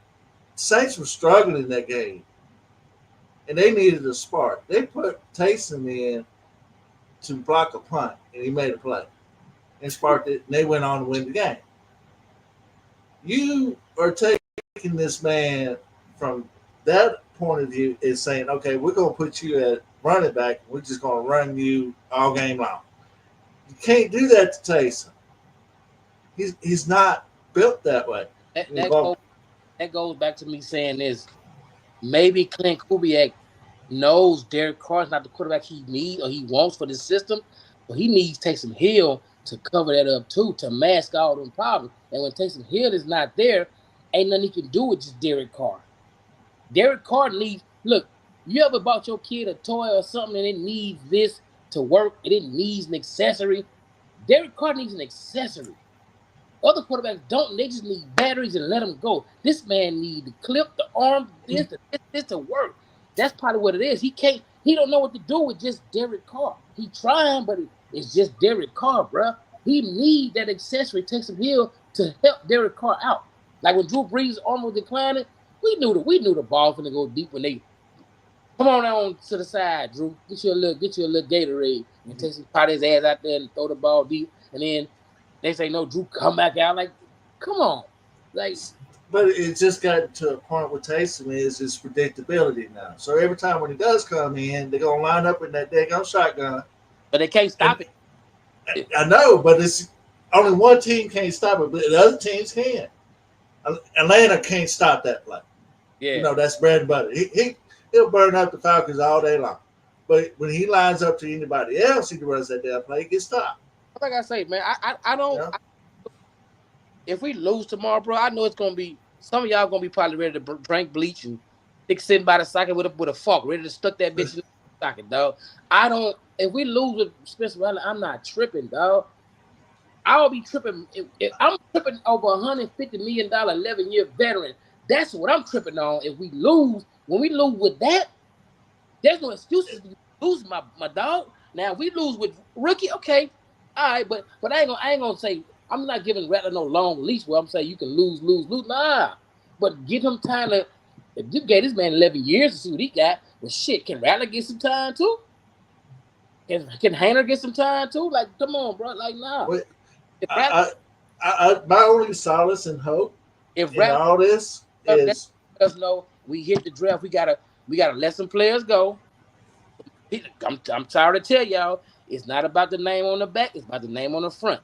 I'm trying to tell y'all, some players gotta go. We're going to move up on that draft and get a quarterback. Now, I don't know who's coming out, but I know long as that Carr, we got him for next year, right? We got Derek Carr to next year? Yeah. I believe so.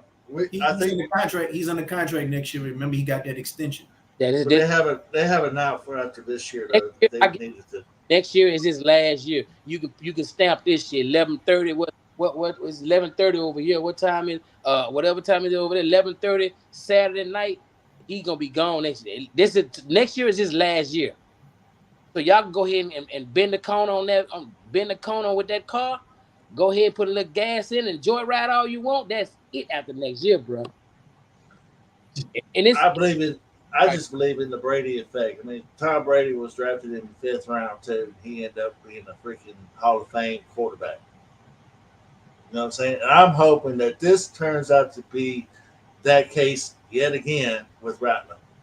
I hope this young man goes out there and he freaking balls out. Hope take that car job and they say, well, Derek Carr, we read your Carfax and we got to repo you, my boy. Ain't nothing else we can do, you heard me? Ain't nothing we can do. We got somebody want to buy you. So, you know what I'm saying? They need a quarterback, UFL, USL, whatever that little off-brand league is. They need you. When you roll your luck, we going to feed you up with gas, put some crawfish in your trunk, and you can go ahead right off into the sun. You gonna have that bill of sale and drive him to the airport yourself, huh, T Dirty? I'm gonna be the chauffeur.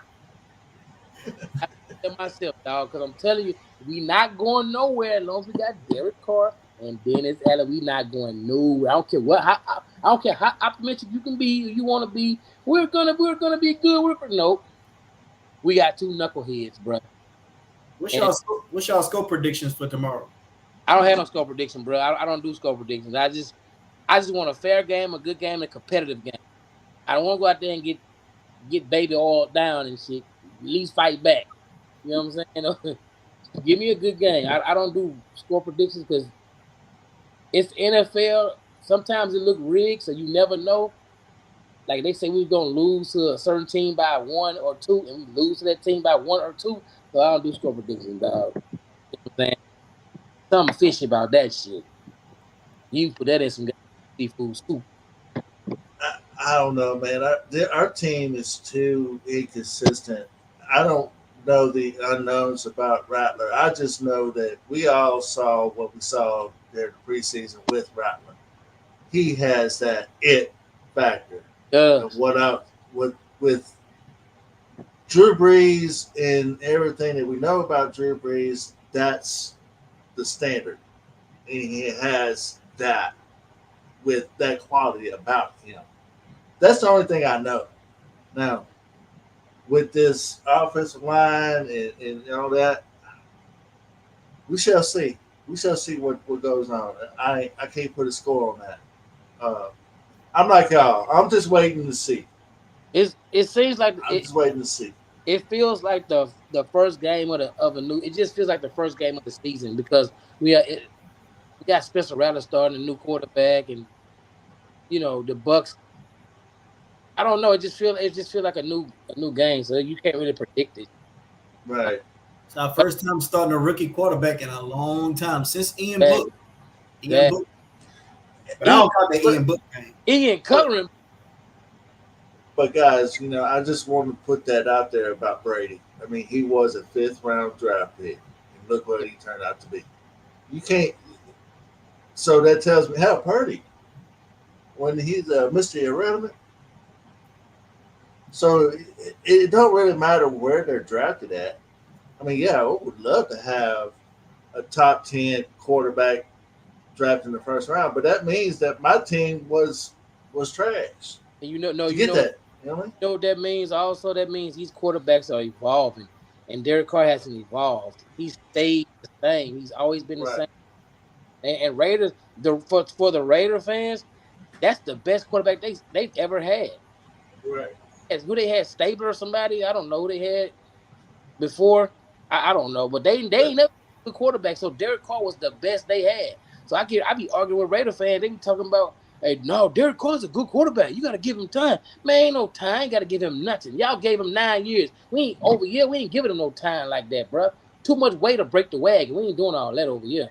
And they got Raiders fans going to watch this game tomorrow and just be hoping Spencer Rattler mess up just so they can say, I told you so. I told you it was the injuries. Told you it was the offensive line. You ain't gonna convince me, dude. You can. Spencer Rattler could go out there and throw 12 interceptions. You ain't gonna convince me Derek Carr good, bro. I'm over. Look. You see that right there? No cap. You see that thumb? I'm hitchhiking. Let me out this car. I'm done with that homeboy. I'm done, bro. I'm good on car, man. I want to see no more. He can go out there and give me all that old hype talking and this is this. I feel 100% great. I'm gonna be better. I learned from my mistake. No, no, no. Heard it all before. No, Hey, no, no. hey, if Spence go out there and ball out, what y'all think? Y'all already know he gonna do the politically correct thing on the sideline and cheer and all that. But what y'all think Derek Carr gonna be thinking deep down inside? This motherfucker. You know that little meme or whatever when they got the little face above the person's face and they smiling, but behind the face it showed them crying like. Remember the episode of the Cosby Show when they downstairs and shit? Yeah, Yeah, I know what I said. I might be a little biased towards Carr, but that's the truth. That's just the way I feel. That's what I've seen. I mean, I've seen enough to know that the Saints has got to embrace the future. Exactly. I've seen another car. And they just got to stop with all this. We're going to run. The NFC South is wide open. But, dude, they get better every year, too. You know what I'm saying? It took the Kansas City game, and I hope that loss is going to be one of those good losses. And believe me, I know every loss is a bad loss and don't want to lose games, but that was a good loss because you know why? It showed everybody what the Saints' weaknesses has been all this time. So with that being said, uh, I'm tired of watching. I'm with y'all. I'm tired of watching this crap. I'm ready for a change. I know Mickey Loomis is probably not going anywhere. I heard he's got several people up under. I think they got Randy Mueller being an advisory role up underneath him now, and they got somebody cat from Las Vegas. Y'all know anything about that? Being a GM? I think he only got like two people above him. I think he got one more person, and I think he, of course, got Gail. But other than that, I know he's like in the will or something, so he can't really get fired like a normal GM get fired. Like Yeah, Kai, I'm pretty sure if Gail wanted to fire him, Gail could some way somehow do it. look, Kai Harley ain't gonna never get a shot at being a GM. This dude, because he's not a good GM. Like I wish I still had his phone. I called that Mickey Loomis number one time, bro, and they was mad. I was blowing that number up, dog. I was blowing it up, bro. They was mad at me that time. When they had Andy Dalton playing, James Winston was healthy. I kept calling and said, "Why y'all ain't starting?" She said, "Hold on, sir. We're gonna put you to PR." Took me to PR, and I left a message on Mickey Loomis. It was his voicemail. I let him have it, dog. I gave it to him. I need to find that number again. Yeah, I think it's Gail, and I think it's a guy named Dennis Lauscher. I think he above him too. Yeah. But other than that, I just know he ain't in the same type of position at your average GM. That's all I do. I believe. I don't know because I'm not in the building. I'm just going by what I see that's coming out. I see Randy Mueller in an advisory role, and I see some other cat they got from Las Vegas being underneath the advisory role. With that being said, one of the local affiliates in New Orleans, Tom Picou, said that during the Jaguars game last year, even though Miguel may not have any football sense or whatever, she did have a conversation with Mickey about the team because she sees what we all see, and she's like, "Mickey, what's wrong with my team? Why are we performing this way?" So she is very aware of what's going on. So maybe there's some things going down the line. Hopefully, it's going to change. But Yeah, I think she came to that. I think she came to that Lions game, or she came to that Jaguars game. One of the two. We lost both of them, but the Jaguars game, I think they made a little comeback and they lost close. And the Lions game, they had to make a big comeback and they kind of lost close. But she tried to get a feel for the team. That's what I feel like. She damn sure came to them games and tried to get a feel for the team and see what was going on. yeah, because she's in the game, she sees this going on. So anyway, guys, I appreciate you having me on, and man, I'm glad that I got all that off my chest, and Yeah, hopefully we can get Better wait and see approach, man. I want to see. I'm gonna tell you right now that something I do know. You're gonna see how a little bit better this system is ran with a younger quarterback that's mobile. You're gonna see a little different. You're gonna see some difference in that. I'm telling you, dog. Because so. and Carr is praying like, God, don't let this man take my job. It's it's curtains. I'm ready. I'm ready. I'm so ready for the Saints to move on with a rookie. I mean, you got this man under a 5th round salary, so I'm so tired of Derek Carr, man. I'm ready. I'm ready. I mean, he got the mobility. He's going to be able to extend plays. He's going to be able to, showcase his arm talent.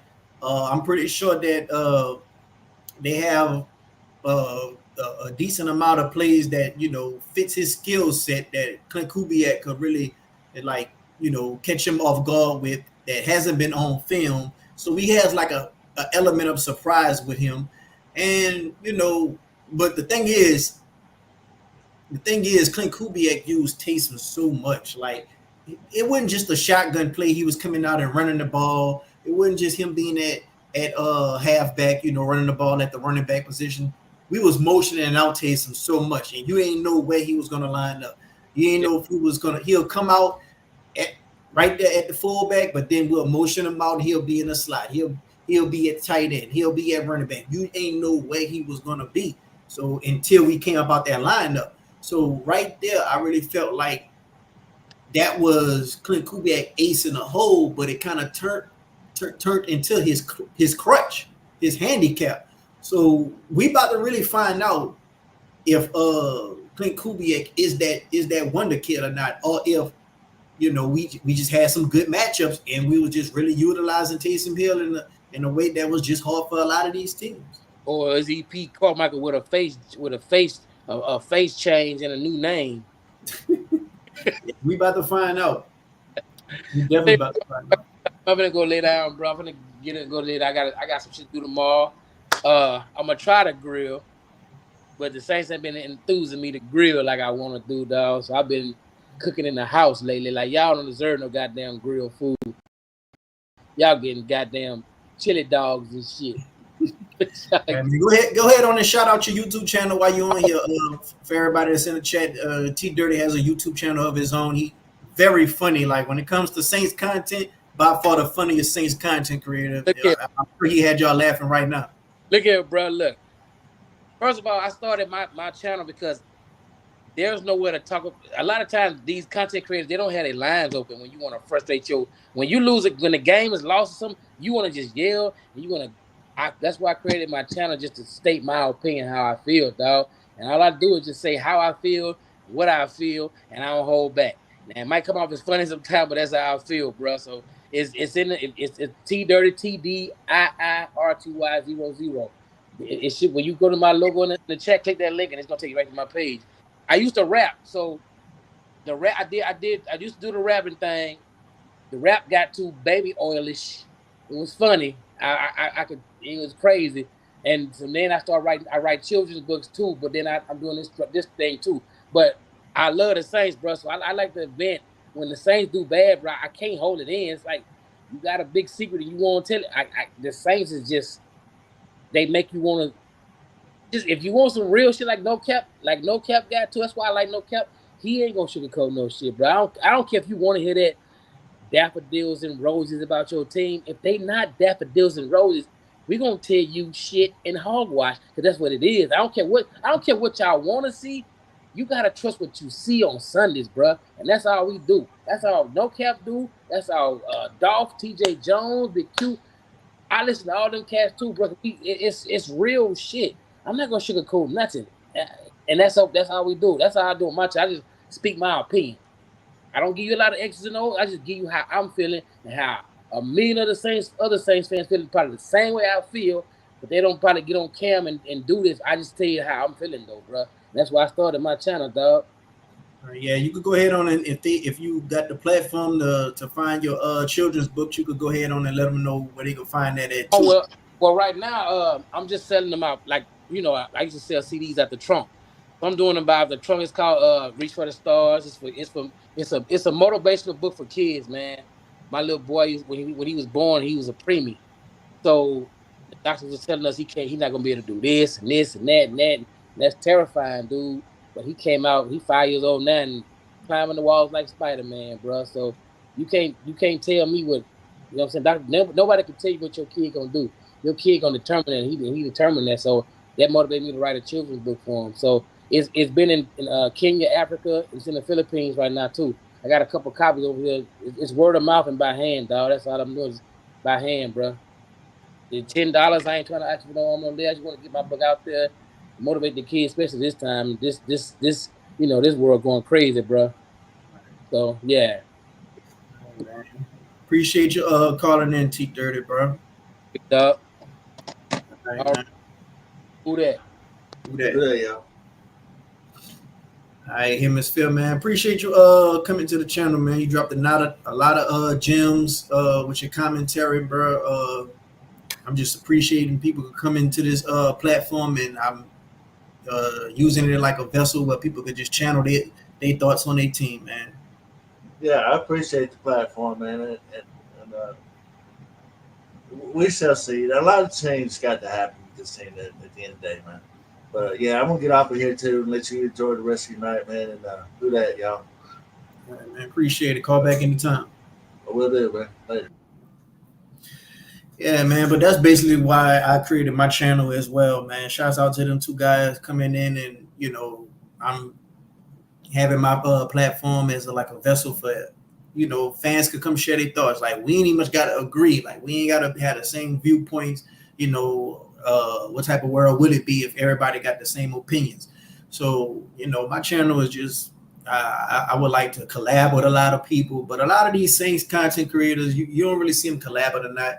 So for the most part, I won't mind. I don't mind just using my channel and having a lot of just average Joe fans come and talk football. It ain't gotta always just be X's and O's, but if you want to talk X's and O's, you could come in and spit that to the people. But if you want to just talk some on a porch football talk, man, just come get your balls off over here, bro. Come share your thoughts, man. But I damn sure started my channel because a lot of Saints content creators, I was just wanted to get my thoughts off on their channels bad, but they won't open up the lines, so they won't open up the lines all the times. Or if they do open up the lines, they channel be so big that you only got very minimal time to talk. Like you got like about a good 3 to 4 minutes to talk. But shoot, I felt like, man, I had more to say. Like I'll be getting on people's channel and I'll be talking over 3 minutes, and I said, man, I got more to say. So I just said, well, you know what? If I got more to say, I'm gonna go ahead on and say it on my own channel. But that's basically why I, made this channel. But if y'all like the content tonight, man, we was on 2 hours and 16 minutes. If y'all like the content, go ahead on and hit the like button. Go ahead on and hit the subscribe button. So the next time I go live, I'll make some a pre-recorded video. You go ahead on and get that notification, and y'all can come check out the content. Like T Dirty say, I ain't gonna just give y'all no bull. I ain't gonna just say what y'all want to hear. I'm gonna just say what I think. And if you agree, you agree. And if you don't agree, that's cool. But I'm gonna just come with logic. I ain't gonna just come with bias. I ain't got my black and gold glasses on, and I ain't gonna just give y'all the most optimistic takes. Like if I think the team doing bad, I'm gonna tell y'all the team is doing bad. When the team is doing good, I'm gonna give them credit and say they're doing good. After every game, I'm gonna give a unbiased review on what I've seen, and if they make me change my tune, then that's good. They make me change my tune. But until then, if I got this certain vision on what I'm thinking the team looking like this season, I'm gonna tell it like it is. But I'm gonna go ahead on the inner stream right now, man. Got a big game tomorrow. Definitely gonna make some content right after the game. Like I said, man, if y'all ain't subscribed to the channel and y'all just listening and watching, go ahead on and hit the subscribe button and just be a subscriber. If y'all do like the channel and y'all been liking the content, go ahead on and hit the like button. It helped out the channel. We've been going for 2 hours and 17 minutes. I didn't even think I was going to be going this long, but I'm guessing a lot of people are at work right now, Joseph, their time. They got a lot of people at the warehouse jobs listening. I know they got a lot of people on the road right now, truck driver listening. I know they got a lot of people who working a job doing security listening, just got their headphones in, their Bluetooths in, man. I know how it is, bro. I be listening to a lot of content while I'm at work too. It enjoys my time, especially if they talking about a team that I love. But man, tomorrow, like I said, man, every time Spencer Rattler make a big play, if y'all want to play a drinking game, go ahead on and take a shot and say rat that. Don't say who that, say rat that. Or you can say who that too. Say who that, rat that. Every time Spence make a big play, man. And that'll be a good little fun drinking game, especially when they put they pan the camera over and look at Derek Carr, and he just gonna be y'all know he gonna be looking excited, happy that he is making plays out there for the team, but he already know what's up. But I think Derek Carr feels secure in his job anyway. Like, I don't think that even if we do win these 2 games, I don't think they're going to just sit Derek Carr. I just don't think Dennis Allen going to do that to Derek Carr. I really felt like these 2 guys are intertwined with each other. They align with each other. They're going to go and they're going to live and die by the ship. If the ship go down, they're going to go down together. The only way I could see them just benching Derek Carr is if we just have a string of losing, and then he just say, you know what, we ain't got no choice but to see what the kid Spencer Rattler got, But other than that, man, I'm gonna go ahead on the inner stream right now, man. Y'all be safe out there. Who that? And in the words of Saints Hall of Fame head coach. Man, y'all keep doing what y'all doing, man. I'm out.